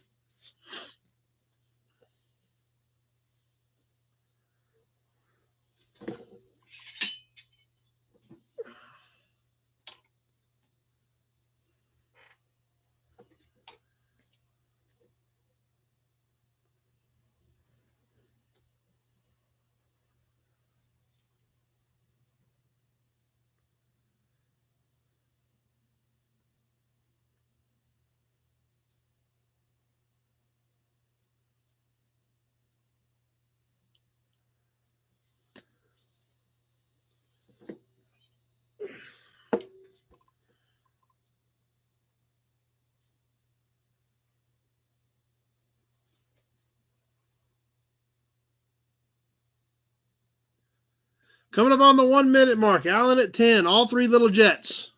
Or 2 jets and 1 prop plane. 1 minute gone, 1 minute left.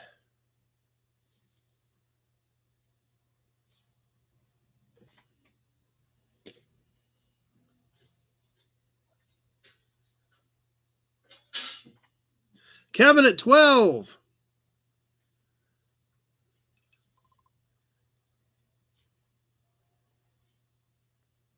Nut Farm 13. And there's the minute 30 mark, 30 seconds left. Nut Farm at 13, you're getting all 3 little Tootsie Jets.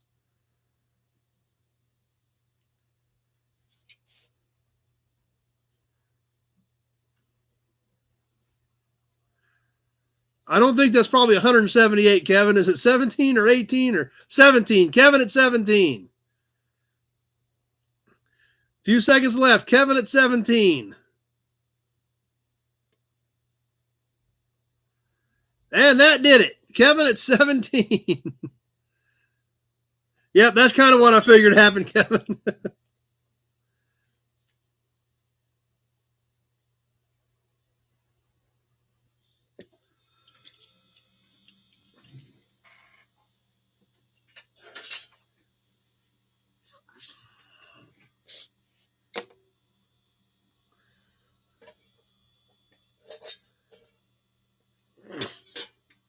So you guys are still having fun with auctions. As far as last week's stuff, I pretty much got everything shipped. Oh, I did have one question. If Mark Kirk is on tonight. Yeah, that's right, Bill. $178. I did get your check mark, and if you're on, I couldn't make out that one number and your phone number to go over what I've got here. So if you're on, Mark, let me know, so I can double check this number and get with you here tomorrow. So let's do one more plate. Let's do another ham radio. We've done some of these in the past. We've had a lot of fun with it. Great, Matt. Glad it got there. I think everything's pretty much shipped. The raffle prizes, the last sets of plates went out this week that I didn't get out because I was at Mecum. But I think everything is gone, unless I think there was one or two that paid here towards the end of the week that aren't gone, but everything else from the first of the week is already gone. These ham radio plates, we've had a lot of fun with these. They're all unique with the operators' call letters on them. So let's do another one. This one going back 53 years at this point. It's almost 2025. Nut Farm got his. Awesome. 1972 Kansas ham radio, black with white letters. Pretty good shape on this one there. Again, I don't know a lot about ham radio. Brett does. But they're kind of cool, unique plates, and every one of them was unique. They're again actual metal stamped and painted plates. This one, 52 years old and still looks pretty darn good in the black background with the white letters. So, anyway, let's get rolling on the ham radio plate. I will keep lining stuff up here. Ooh, should we do another good toy here in a little bit? It is. These ham radio plates are pretty unique and pretty interesting. Michael at 15 on Facebook.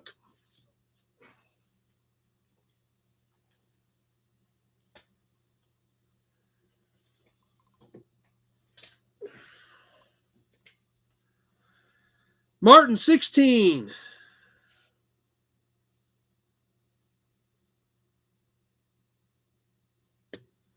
Austin 20.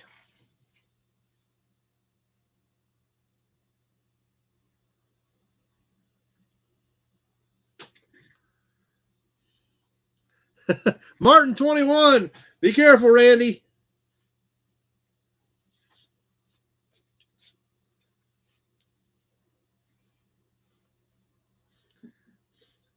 One minute gone, 1 minute left to go. Martin at 21.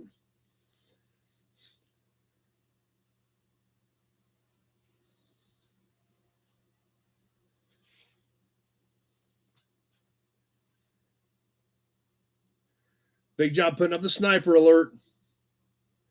Alec, 25.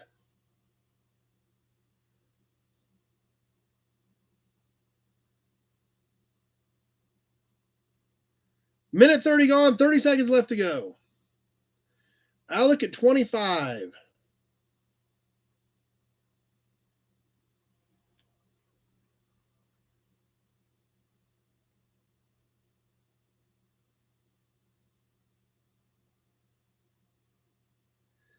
Coming out of the end, a few seconds left. Alec at 25.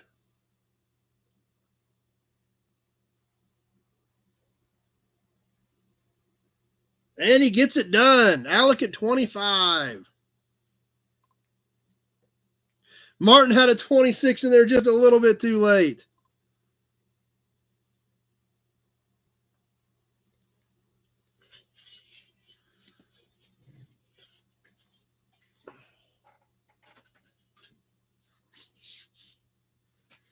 All right, let's do one of these old cans. Another one of these old service station cans. This is a really cute little dude. This is a galvanized one. Somebody did paint it like we've done a few other ones that come out of this batch that has been painted silver, but this thing is just a cute little size. 1 quart spout can. Check this little dude out. 1 quart stamped right in it. All metal. Fill to this point. It does have a name on it, NYCPA approved. So New York City, Pennsylvania approved type. This is all stamped in over on this side. It's just a cute little can. This is all got a big bevel on the top, a cute little stubby spout. Nut Farm at 10. I think it's just a cute little dude. Let me give some dimensions on it. The spout is just under 8 inches. Sitting flat, it's 8 inches to here. They went out last week, Alec. That's just some of the stuff I didn't get done before I left for Meekum. So it went out. They went out Tuesday, I think. You'll probably have them tomorrow, I bet. So just under 8 inches to the tip of the spout. Martin at 11. 4.5 in diameter across the base.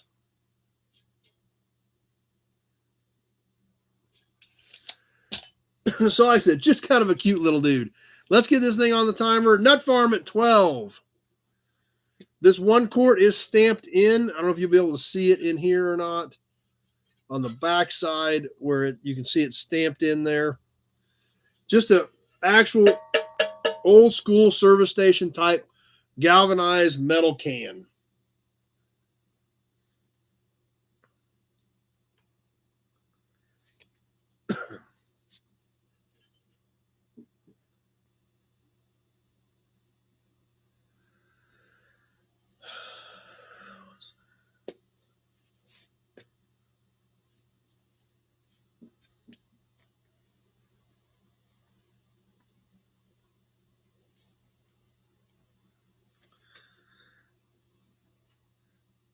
Alec 15. Yeah, you should see him. Yeah, because since you're back east, it'll probably be tomorrow or Tuesday. Because I think I shipped him Tuesday.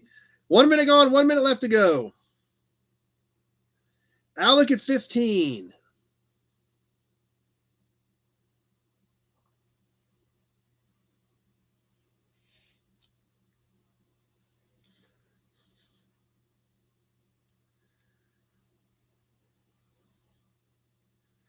Yep, that was the week I was trying to get out of town for Meekum, and I just flat didn't get some of that stuff done. Yeah, it's just a cute little guy. It's just a cute little dude. Nut Farm 18 as we hit the minute 30 mark, just under a minute, just under 30 seconds left. Austin at 20.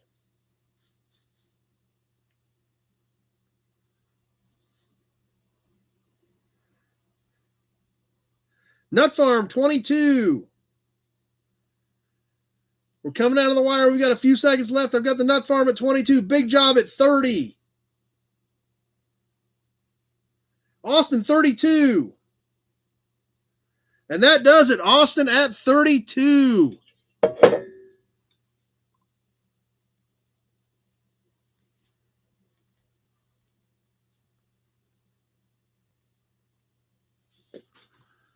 Nut Farm came back at 33, a little too late, but they're just cool. Old school, metal, just a cute little dude. Heading to Austin's collection. All right. How about an emblem? An emblem I found in my buddy's yard. And after the emblem, we're going to do a hood ornament. A hood ornament. We haven't done a hood ornament in a while. This one's a little bit rough, but that's why it's a great display piece. Not a good $150 ornament for a car. But so we're going to do that next. But right now, A badge straight out of my buddy's yard. We've done a lot of videos there, and you guys have been asking for it. I've got a box of them. We'll get a bunch more of them coming up. But one thing about it is there's not a lot of duplicate stuff in there because emblems have been disappearing out of that place for years. So finding emblems is tough and kind of spotty. I was actually amazed that this one was still there because truck stuff is always popular. So I was very surprised to find this one still there on the truck. For this 1955-56 era GMC badge. This does have some pitting in it. It's 70 years old. But it's not broken. It's not chipped. These mount flat on the front fenders just with a couple of screws, which are still in it. This is chrome-plated pot metal. And you can still see traces of it. This textured area was red originally. So you could repaint this textured insert red against the chrome and really make it pop. This emblem is about 8 3/4 inches tip to tip. And it is 1.5 inches high.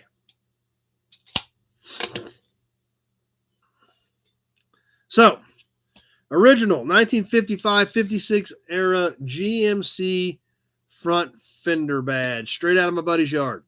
All right, let's get this thing on the timer and get going on the GMC badge.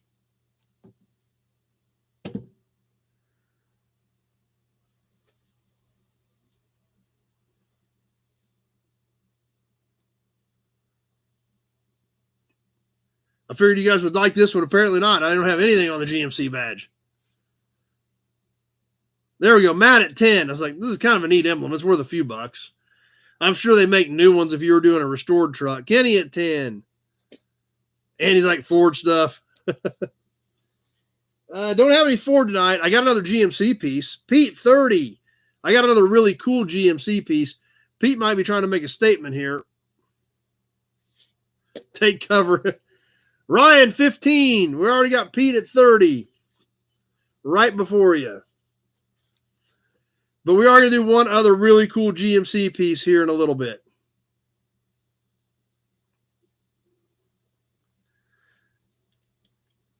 One minute gone, 1 minute left to go.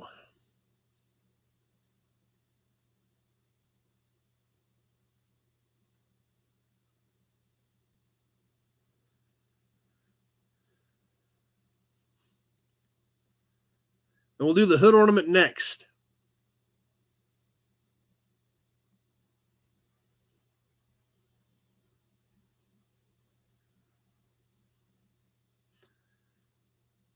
Minute 30 gone, 30 seconds left to go.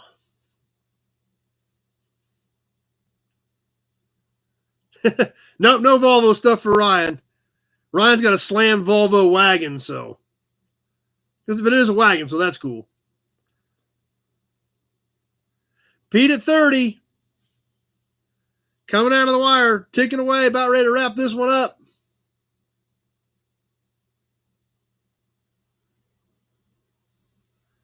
And that does it. Pete at 30.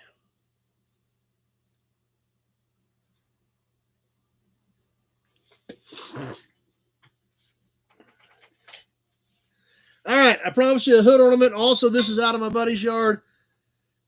It's a little bit rough. It's got a whammo on it, but there again, that's what makes it a good display piece, not something that somebody's going to put on a car. So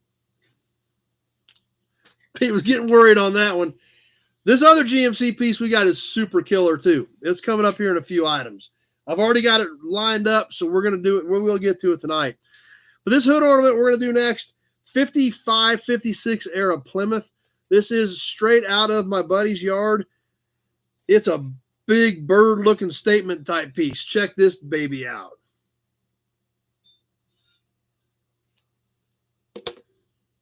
Does have some pitting. Pretty good size. And it's got a whammy right here on this wingtip. It's not broke off, but it is rolled under.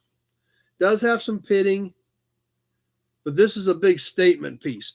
There again, because it's got the whammy in it, There again, not something somebody would use on a car, but that means it's not $150 either for a cool display piece. This thing is 17 and a half long. 17 and a half long on the fuselage. Wingspan. 14-inch wingspan. On the Plymouth hood ornament, this is chrome-plated pop metal. Does have some pitting in it, but there again, a piece fresh out of my buddy's yard. You guys are asking about some of that stuff for your collection. We got more coming, but we've got these two pieces tonight for your entertainment, pleasure, and additions to your collection. It would make a cool tap handle, Ryan. I don't know if there's a way you could do that or not. I wonder if there's a way we can make a tap handle out of it. Wonder if we should donate it to the brewery and make a tap handle out of it. We'll think about that, Ryan. We'll have to get we got some cool car stuff we can probably make some tap handles out of. With a 14-inch wingspan, I don't think this would probably work too well, but we ought to try to do some cool stuff like that. That's a good idea. So anyway, Nut Farm at 25. Let's get this thing going on the timer. We need to look at that, Ryan. We need to come up with some ideas for a cool tap handle. There's a will, there's a way, yeah. But they've got a lot of taps in a row, and this has got a 14-inch wingspan. So that would probably take 3 taps out at once. Nut Farm at 25. Look at that coming straight at you.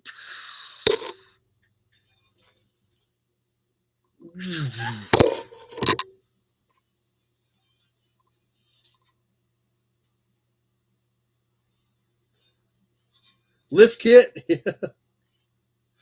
Nut Farm at 25.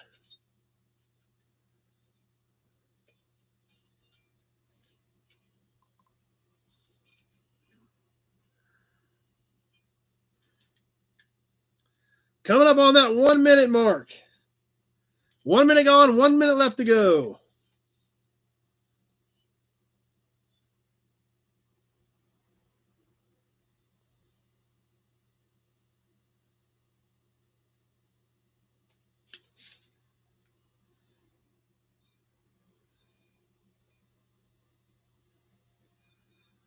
His head's spinning, yeah.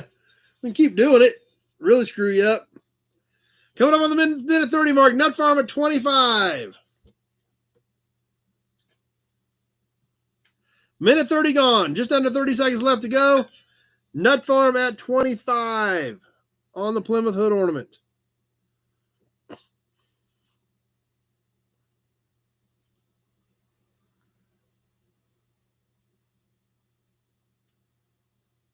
Yeah, it sounds like a business opportunity. That's right, Ryan. Few seconds left. Nut Farm at 25 on the Plymouth hood ornament. And that does it. Let's mark that one to the Nut Farm.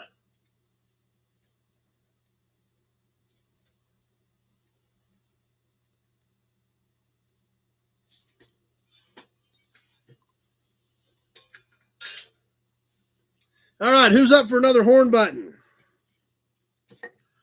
This is a kind of a cool one. This is an early 60s era Chrysler, like New Yorker type.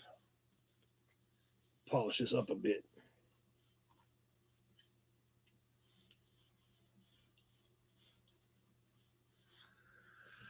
Another horn button has the New Yorker lion in it. I'm going to say this is early 60s era Chrysler.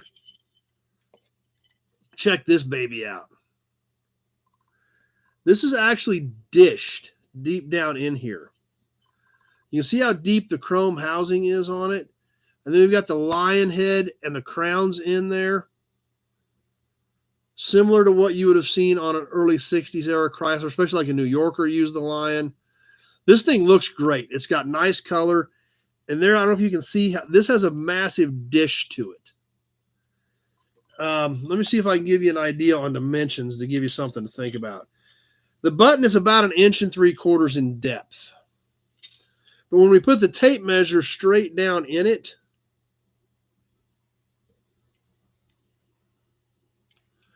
We can see it goes down in there about an inch. So this has about an inch worth of depth to it down in here, and it does dish out with the lion and the crowns clear down in the bottom of the dish. This did clip on it, twisted on there with these little tabs to hold it on. So kind of a cool looking piece, early 60s era Mopar horn button, probably New Yorker or something like that. So anyway, let's go ahead and get this one rolling. Oh, I gotta give you an overall diameter on it as well. 2.5. So 1 3/4 tall, 2.5, 1 3/4, 2.5 across on the Chrysler horn button. Let's go ahead and roll with this one.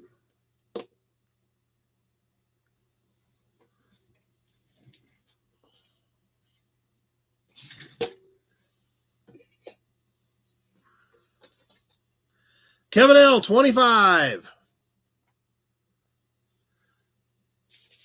Good point, Randy.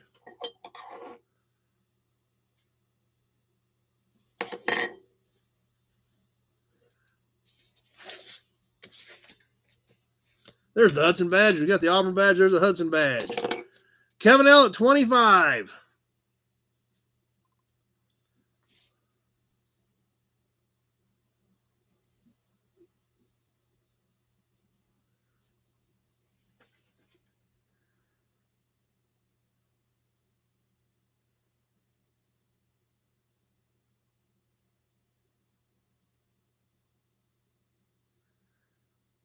One minute gone, 1 minute left to go.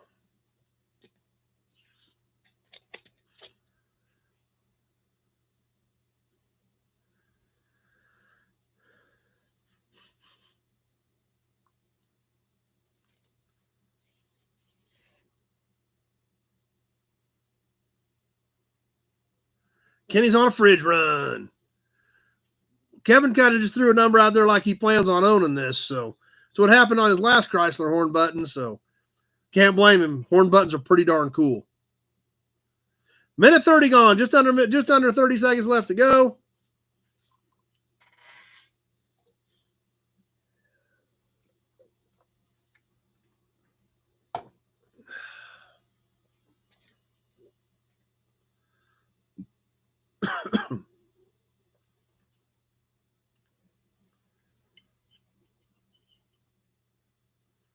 And that'll do it. Kevin L at 25.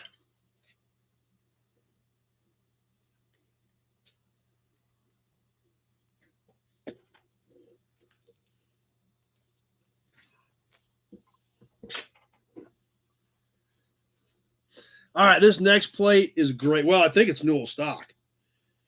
Might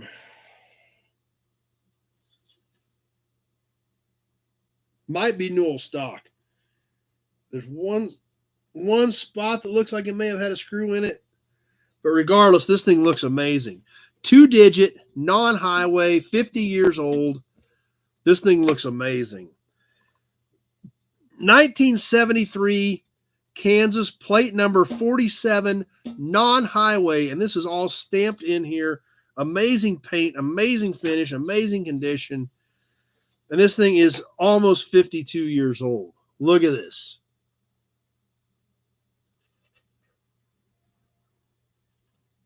And this is all stamped.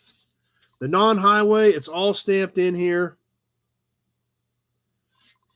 Yeah, this thing is super cool. PR, Pratt County. I got one other plate if we get to it tonight that's almost this good too. But this, yeah, there goes the hearts. Yeah, this thing is great. Standard size, roughly 6x12. The Kansas state is stamped into the corner. We can see right up here. But the backside looks great. In fact, the backside still has the runs in it right here from when it was painted.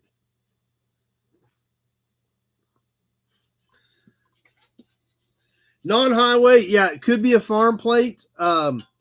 Also, they also used to issue non-highway for people if you had a car in storage, but I don't know if you give you a plate for it or not. But the condition is just knockout. There is a little tiny dimple. I don't think right here that almost looks like a screw, but I don't think it was. It does have a slight bend in it right there. That's right, the inmates. So, anyway, great looking plate, amazing condition. This one I had to stare at for a few minutes trying to decide whether I was going to let her go or not. But it's here. Let's hit the timer. Let's rock and roll, and let's get this thing going. We're live on this amazing 1973 Pratt County 2-digit non-highway plate. If you're a Packers fan, it's an amazing piece.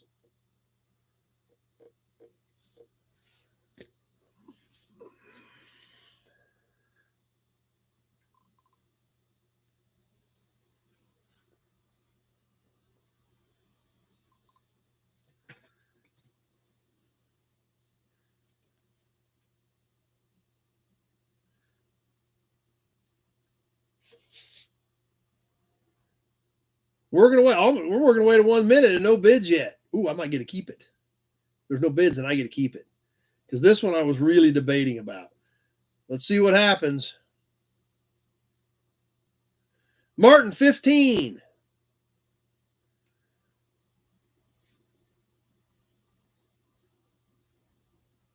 One minute gone, 1 minute left to go. Martin at 15, the only bid on this thing. Tweedledee at 20.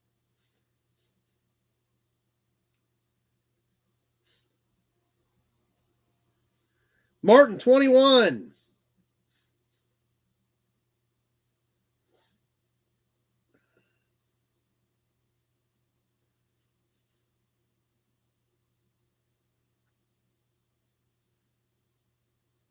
Minute 30 gone, 30 seconds left to go. Still a steal at 21.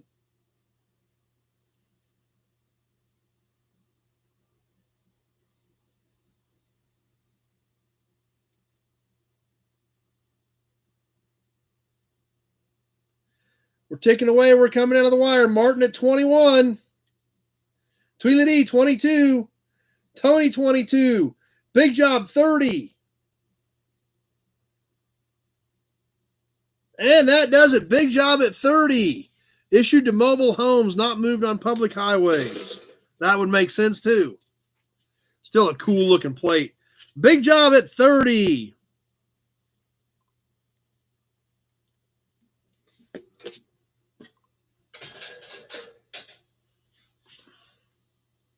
Martin came back with a 31 just a little bit too late.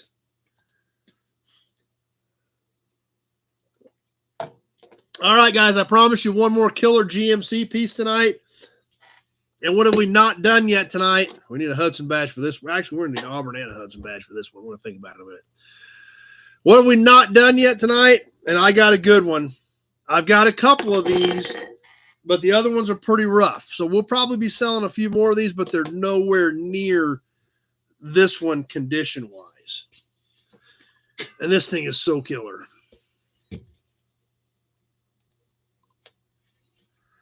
For our GMC fans, we've not done any hubcaps yet tonight. This is a 40s era GMC cap. Check this thing out. The GMC is stamped in it as well as these rings. This thing does have dings and dents in it. Chrome's got some wear to it because it's 80 years old. This is a metal base on the backside with a chrome cap over it. Like I said, I've got a couple more of these, but the other ones are clobbered. So we'll probably sell them eventually, but they are not near as good as this one. This is a great display piece. It tells its story. I don't know if the GMCs were like red or blue, but I'm sure that these were painted at some point. Nut Farm starting us off at 20. So I'm sure those were a color on there. You'd have to look it up and see, but you could repaint those, really make this thing pop. See the ridges in it. They give you a dimension on it. 9 inches. This one is 9 inches across. 40s era, maybe late 30s, but I think probably 40s. Nut Farm at 20. Let's get this thing on the timer.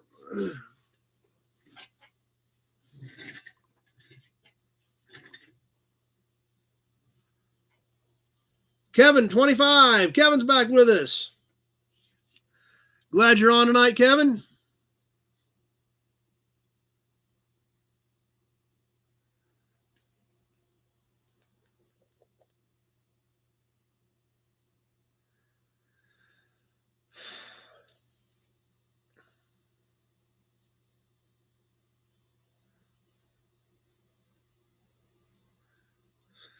Did you try that membership group thing again, Austin, or did it go? Or I'm just curious because it's all new to me too. So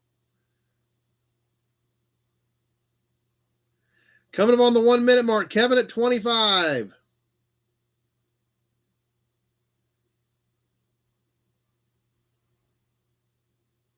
One minute gone, 1 minute left to go.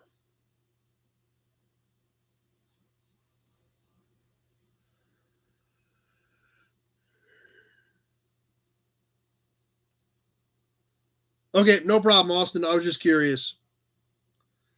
It's all new to me too, so I'm trying to figure it out with you guys.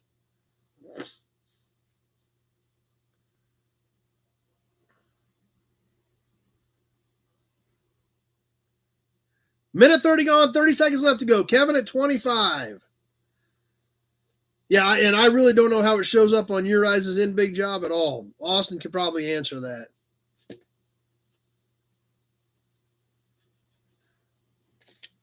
Kevin, 27. Ticking out of the wire with a few seconds left to go. Kevin at 27. Nut Farm 30, Kevin 40, Pete 41. And that does it. Holy cow, that all happened in like 4 seconds. Pete at 41. Kevin came back at 43, but it was too late because the 30, the 40, and the 41 all hit between like 156 and 159.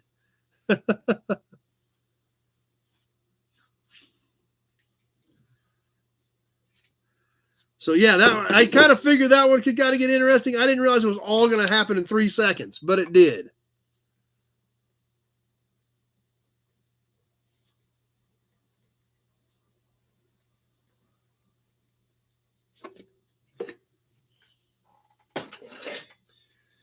All right, what do we think, guys? You want to do any more, or you want to move on to some magazine stuff?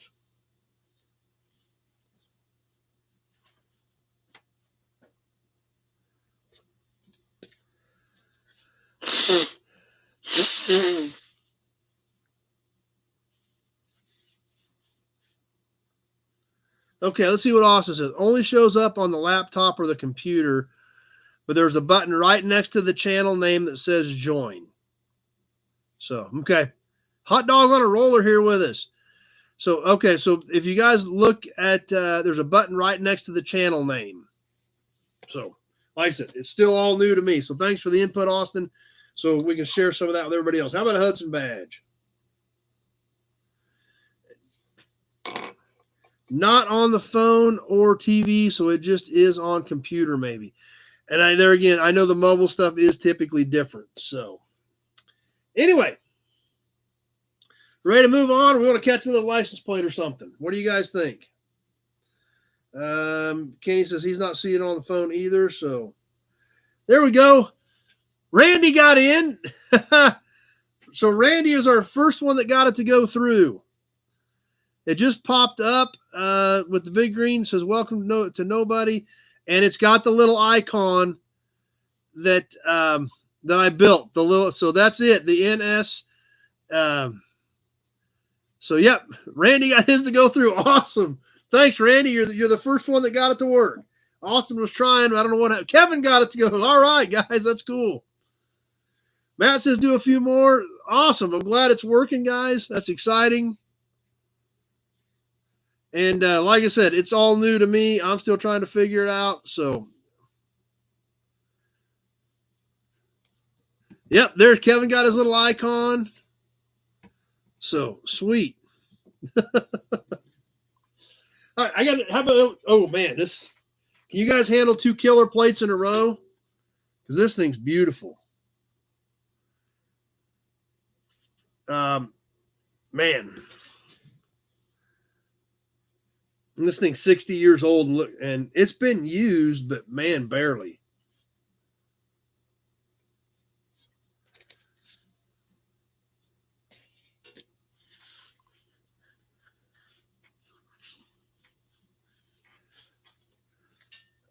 All right, you guys want to do this plate while it's laying here?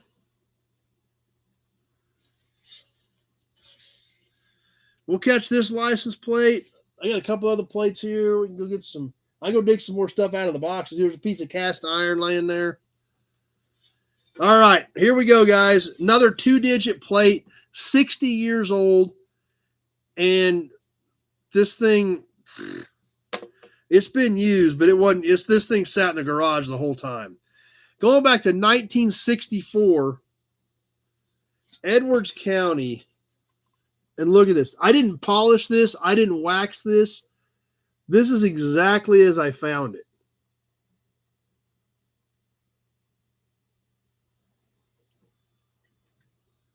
Look at the back.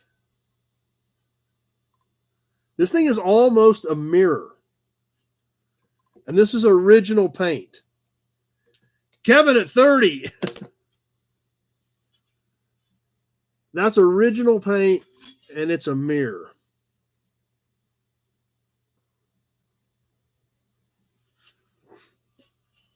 So, anyway, we'll have to find some 63s for you. Martin at 31. Let's get this thing on the timer while we admire it a little bit more. I mean, you can see the stamping flaws. Like I said, I did not pit this with any rubbing compound. I did not wax this. Imagine what this thing's going to look like with a little bit of wax on it.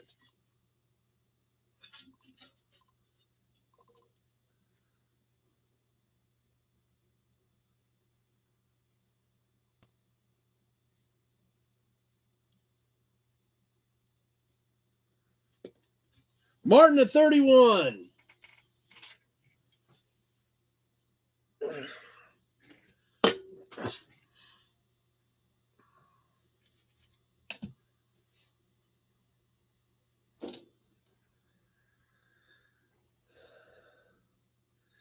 That's the county. In Kansas, this would be Edwards County.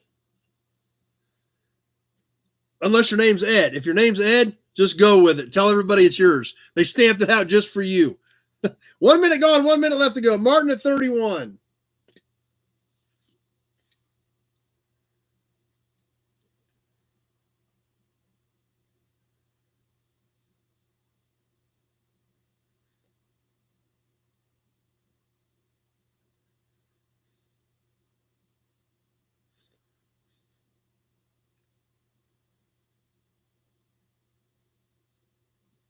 Minute 30 gone, 30 seconds left. Martin at 31 on the 64 Edwards County 2-digit plate.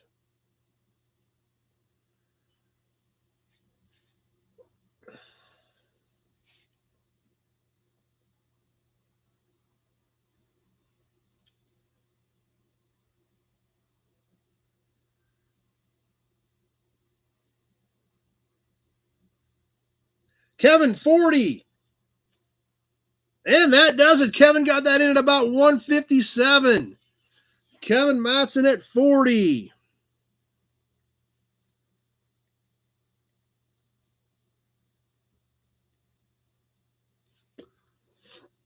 That's a beauty. I got one other little weird thing laying here. Yeah. Everybody's a fan of the Heather poster, hot dog. There is no doubt about that. The Heather poster is a very popular piece on here. Look at, you tell me what you guys think. I don't even know what the heck this is. It's an old piece of cast iron. It came with some of those buggy steps. I don't know what it is. I don't know what it's for. It's kind of cool. But if you guys bid on it, we'll sell it. If you don't bid on it, we won't sell it because I don't know what it is. Check this thing out. It's some sort of a little step. In fact, it might be a step, like a buggy step the way this is mounted, but it's a small one, and it says Perry on it, P-A-R-R-Y. Now, this did come with the buggy steps. I'm thinking with these two screws here, this is completely flat. This bolted right like on something. In fact, it's kind of got a little bit of a bow to it. Like this was bolted like this to like the bottom of a buggy, and you stepped right here. So I'm thinking that may have been what this is. It is cast iron. The backside is just flat. It's got a little notch out of it right here. Nut Farm likes weird, okay? Overall length is 5.5 inches. The step part is about 3.5. Nut Farm at 10. And it is 2.5 wide. So I guess we'll roll with it. Nut Farm starting us off at 10. I don't know what it is, what it's worth, but I'm thinking since it came with those buggy steps and that cast iron, that was one that just mounted flat, and you could see the name and step right there. So if Hot Dog says it is a buggy step, okay, that makes perfect sense then, because that's what it came with, just a little bit different style. So it is a buggy step. Let's go with it. Nut Farm at 10.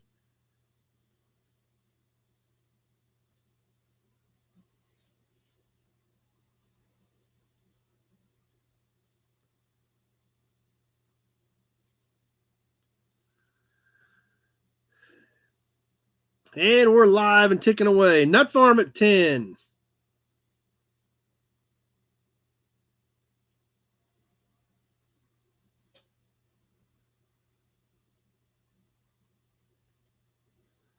Coming up on the 1 minute mark. Ryan at 15.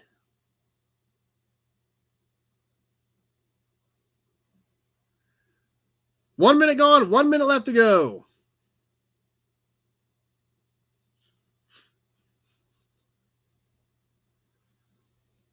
John says it definitely is a buggy step. Okay, perfect.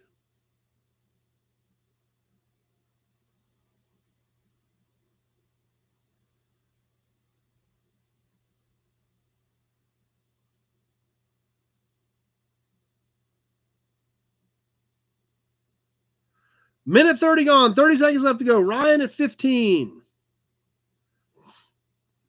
Nut Farm 20.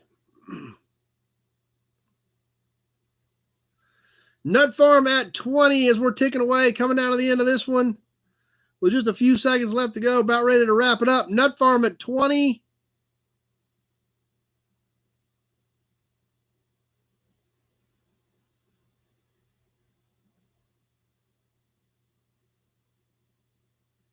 And that does it. Nut Farm at 20.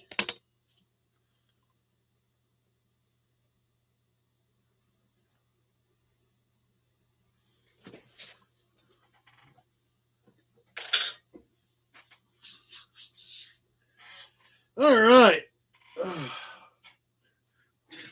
lot of fun again tonight, guys. Last week was pretty epic. We had a lot of fun. Yeah, exactly. Just think when those broke.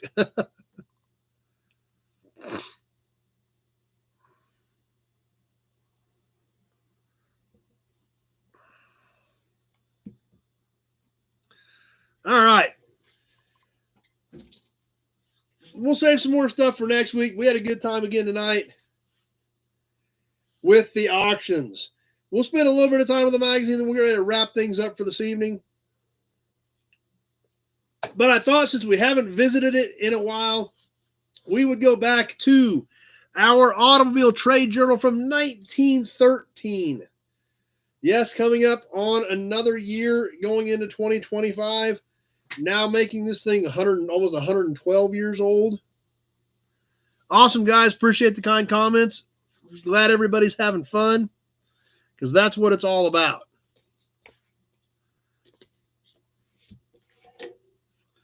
So it's been a few weeks since we've gone to the Automobile Trade Journal, but we'll go back to it. Nope, that's not a tether car. Those are the raffle pieces. Hot Dog on a Roller. In 2 weeks, we're going to give all 3 of those toys away. That's a Marks 10. It's not our tether car. It's a Marks Company 10, Japanese 10 bus, and a cabover type style stake truck.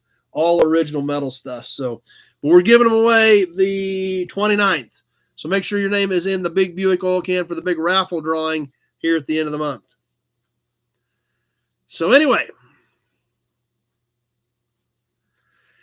let's go back to Nut Farm's excited. ATJ, ready to go. Awesome, Austin. Appreciate it. Going back to September 1913 to the Automobile Trade Journal.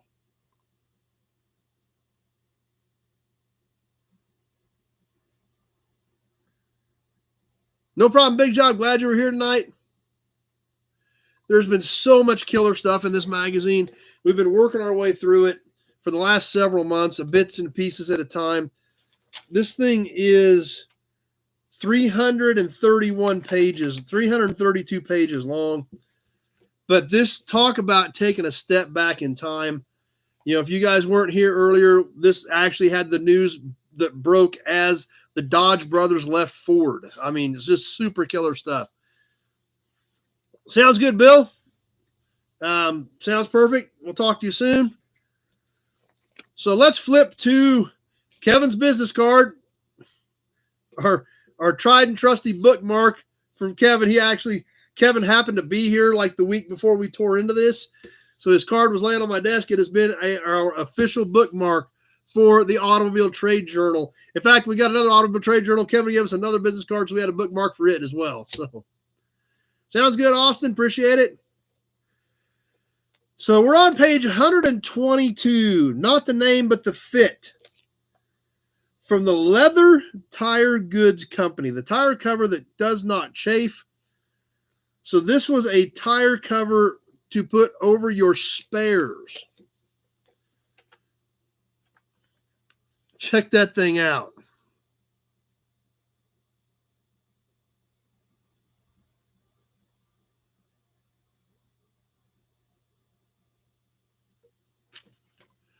Like I said, a whole different world than what we're used to.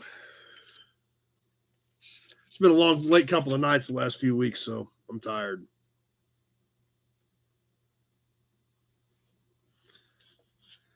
Now, we'll catch a few business notes here on this next page. I'm going to read some of these because it's very interesting. This is the dealers and garage department, okay? So this is what we're seeing here. Dealers and garage department. And there's some very interesting tidbits in some of these I looked at last night when I was working this stuff up. So let's read a few of these in the dealers and garage department. Now, remember, we are in September of 1913. So this is the stuff that would have happened July, August of 1913, almost 112 years ago. Merger makes but little change.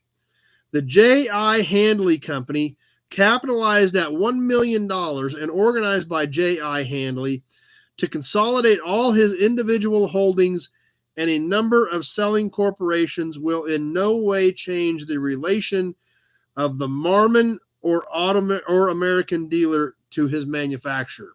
So obviously he was involved with Marmon.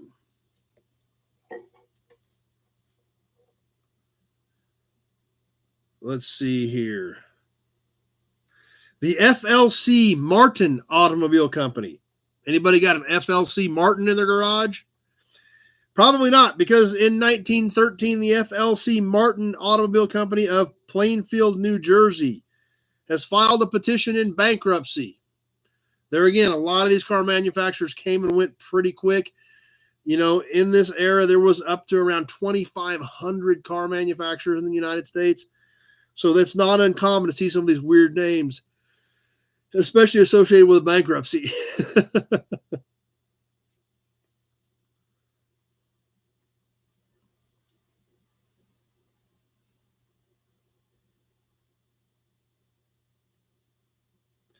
John N. Willys has organized Willys Overland Limited with headquarters in London. The company is capitalized at $50,000. You know, crazy to put it into perspective or to compare it to today. The Willys Overland Limited company was capitalized at $50,000. That won't buy you a new pickup today. One pickup. The whole company was capitalized with $50,000.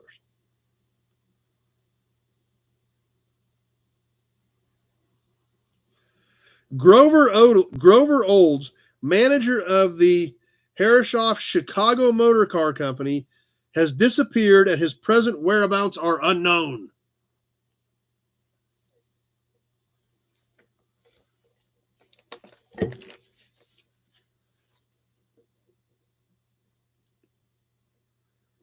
William Blanchard, for the past 3 years, sales manager of the Lennox Motor Company of Boston, has been elected as a member of the board of directors. The Lennox Motor Car Company, Lenox, Lennox Motor Company. Makes you wonder, Jeff, you know, Rivian's hanging by a thread, and then, of course, the government just gave them $6 billion or whatever. Even though one of their primary stakeholders is Amazon, they got $6 billion out of the government to open a new facility. Rivian's been hanging by a thread. Their stock prices have tanked. That IPO was $75 and it's like 30 now. So yeah, it really makes you wonder. It's a good point, Jeff. We could be seeing history repeat itself. So very great comment, Jeff. Something definitely good to think about. Appreciate you throwing that one up there.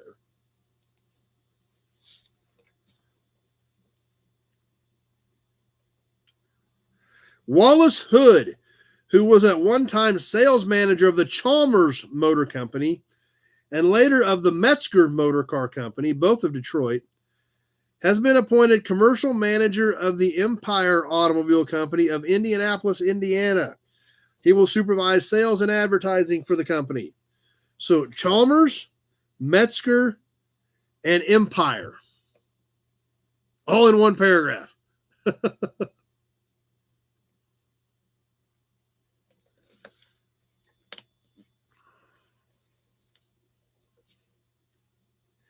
Horace DeLesser of the Ajax Grebe Rubber Company absolutely denied the report circulated to the effect that he had contracted to take over the product of the Hupmobile Company. So, never heard of Ajax Grebe Rubber Company or Ajax Grebe Tires or anything like that.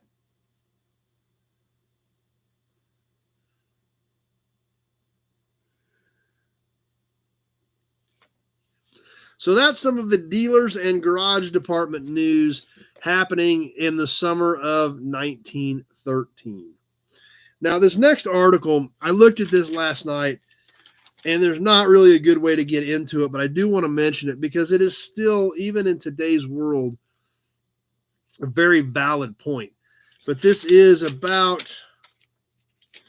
a 3-page article, so there's a lot of detail in it. But validity and infringement of trademarks. So this stuff obviously was even a big deal back in 1913. Awesome, Nut Farm, appreciate it.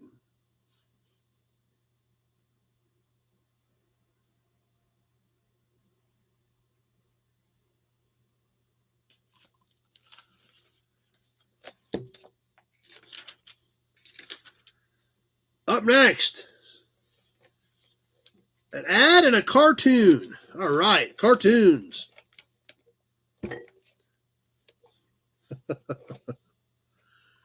There again, guys, we've got to remember we are in 1913 right now.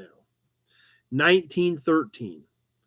You'd have told these people when they wrote this magazine that we'd be sitting here on this newfangled gadget and I'd be talking to you guys all over the country and all over the world, hanging out here reading their magazine. They would probably tar and feather us with all these weird ideas. A Brunner garage air compressor will bring more cars to your garage because the discriminating owner and chauffeur know a Brunner air compressor means air when you need it, and they favor the Brunner-equipped garage every time. This is so crazy, guys. We supply everything but the piping. The Brunner Manufacturing Company, main office and plant, Utica, New York, Eastern Sales Office, Hudson Terminal Building, New York City, Western Sales Department. This is crazy. Main office and plant, Utica, Eastern Sales, New York City, Western Sales Department, the Western Sales Department, Cincinnati, Ohio. That's not very west, but in 1913, apparently it was. But check out the Brunner air compressors.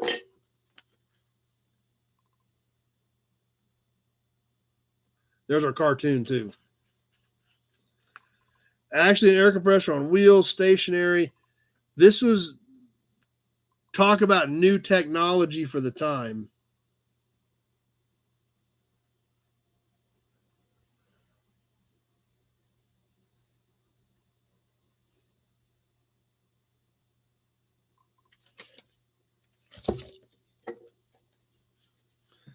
So let's check out our cartoons here.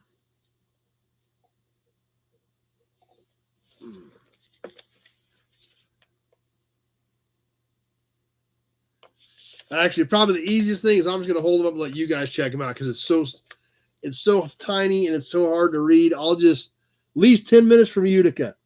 So we'll just let you guys check them out instead of that way you can see the picture along with it if I can get it in shot here. So is Brunner still there, Lee? Ever even heard of it?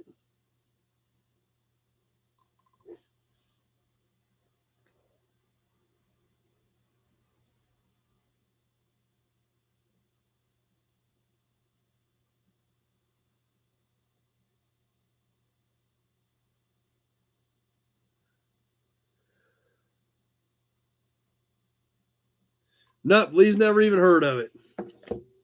Doesn't surprise me.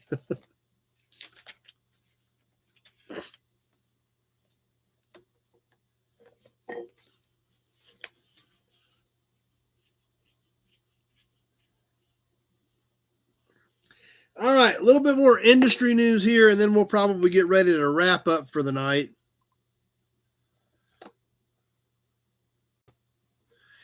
E.V. Armstrong, until recently connected with the Moline Automobile Company, as a salesman, is now with the Ford Motor Company, Omaha, Nebraska.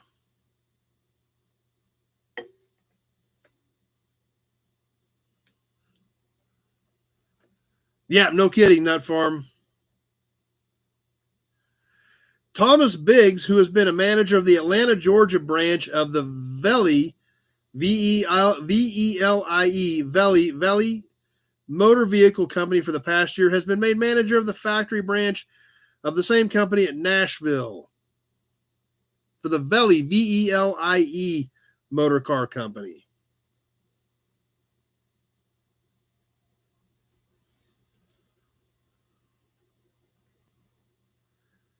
W.B. Dannenhauer, one of the pioneers of the automobile industry in Philadelphia, has joined the sales force of the Philadelphia branch of the Oldsmobile Company.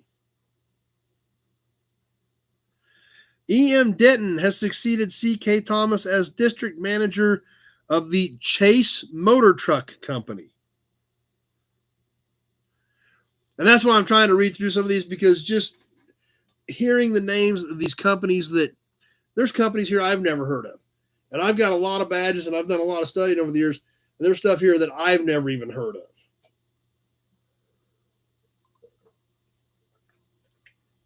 So that's why we're kind of skimming some of these highlights as we go through some of this industry news.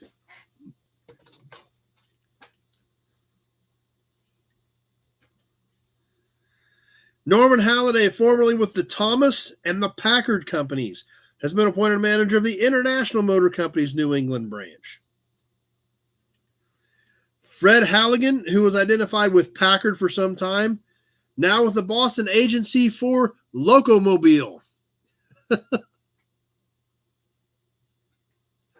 So it's kind of, I don't know if, I hope it's not too boring for you guys. I'm just trying to catch these bits and pieces with this interesting vehicle type stuff that you don't even think about anymore. E.R. Hand, formerly with the Abbott Motor Company, A-B-B-O-T-T, Abbott Motor Company of Detroit, and also with the Thomas Motor Company, has been appointed district manager for the Middle Western states for the Marion Motor Company. So he went from Abbott to Thomas to Marion.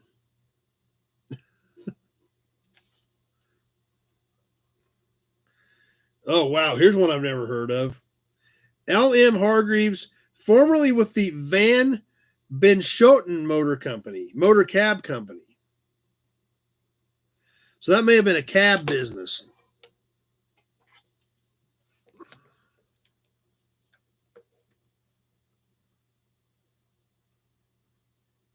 Ooh, here's a cool one. I like this one. J.R. Hawks, formerly of 180 Commercial Street, Worcester, Mass., has resigned as a local distributor for the Havers 6 and Crit cars. and has accepted the position of local sales manager for the factory branch of the King Motor Car Company. So he resigned with Havers and with Crit and went to King. So obviously, if you guys have been hanging out with us on here, you know a little bit about the Crit. We've talked about the Crit on here. I've got some Crit pieces, some really killer Crit pieces. If you guys haven't seen those, you'll definitely want to go back and check that out. Remember our Crit grease cap that in today's world would be extremely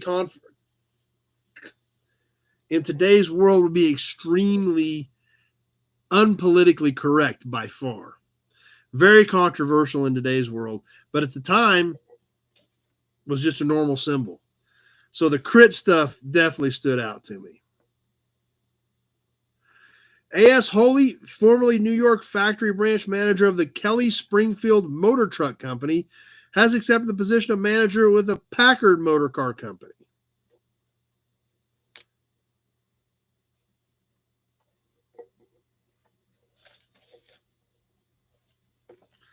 J.H. Klober has been appointed manager of the Henderson Motor Car Company.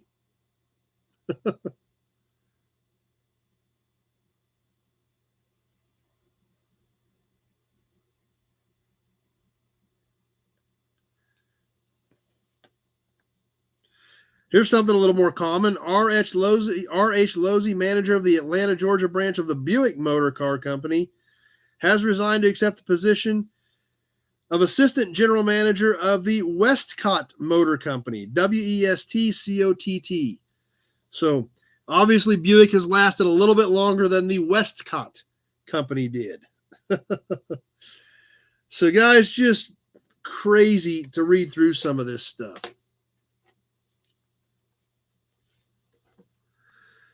W. Pierce Rayner of the White Company has assumed charge of the Washington, D.C. field for the company. Yep, that was it, Nut Farm. That was the Crit.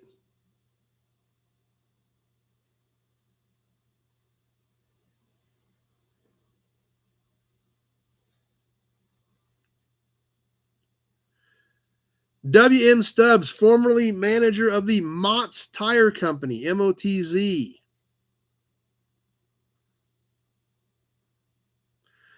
H.S. Swope, agent for Overland and Chalmers Cars, has sold his place of business.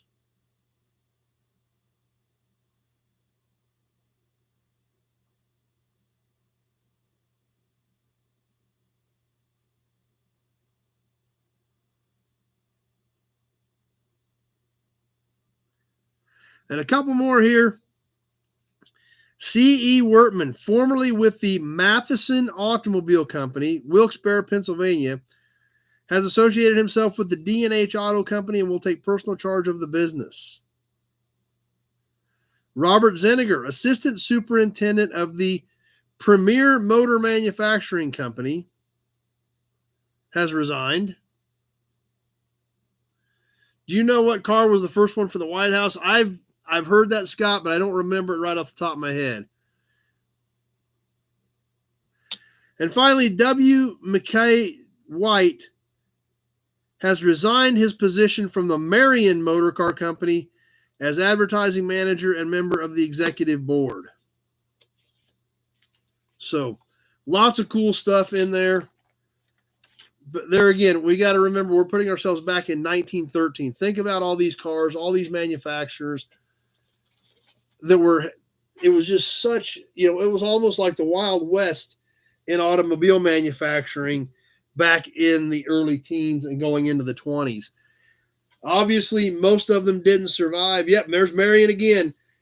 But it's so cool that we can go back in today's world and study this stuff and learn about it and think about those times. And you never know when we're going to stumble onto something cool, just like my Crit stuff, that ties back to this time period.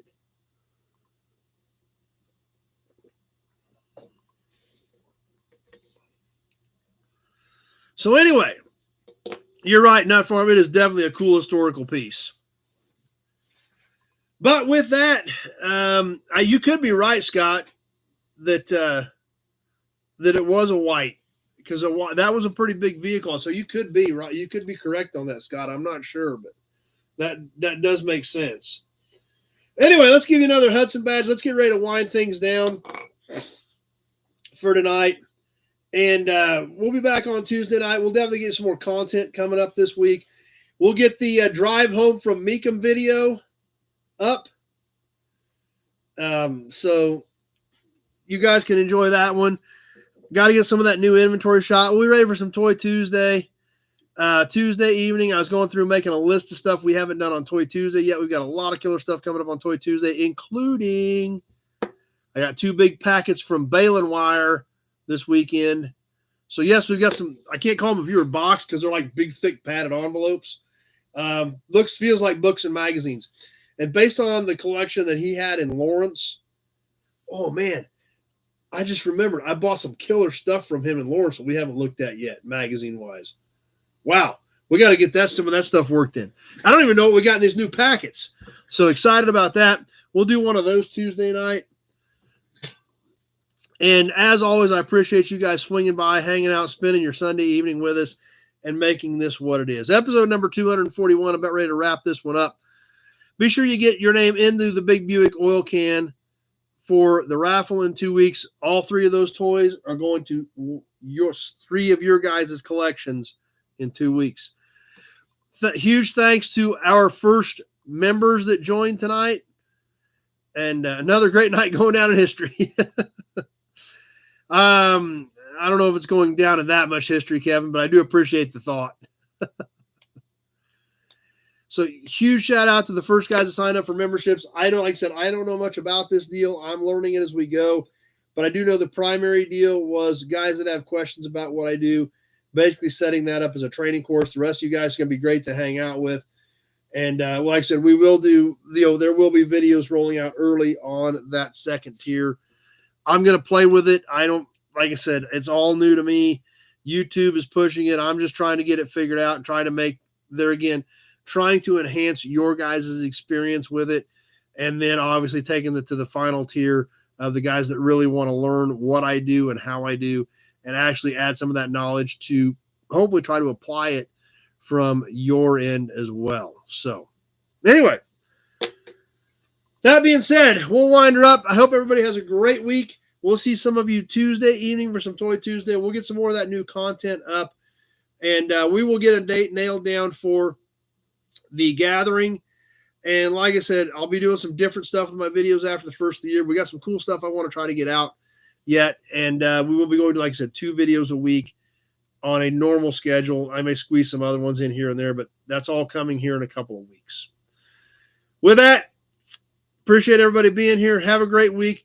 Hope to see some of you Tuesday night, but if not, we definitely hope to see all of you right back here next Sunday evening, 7:30 Central Standard Time, for some more Sunday Night Live chat. Thanks for being here tonight, everybody, and we will see you soon.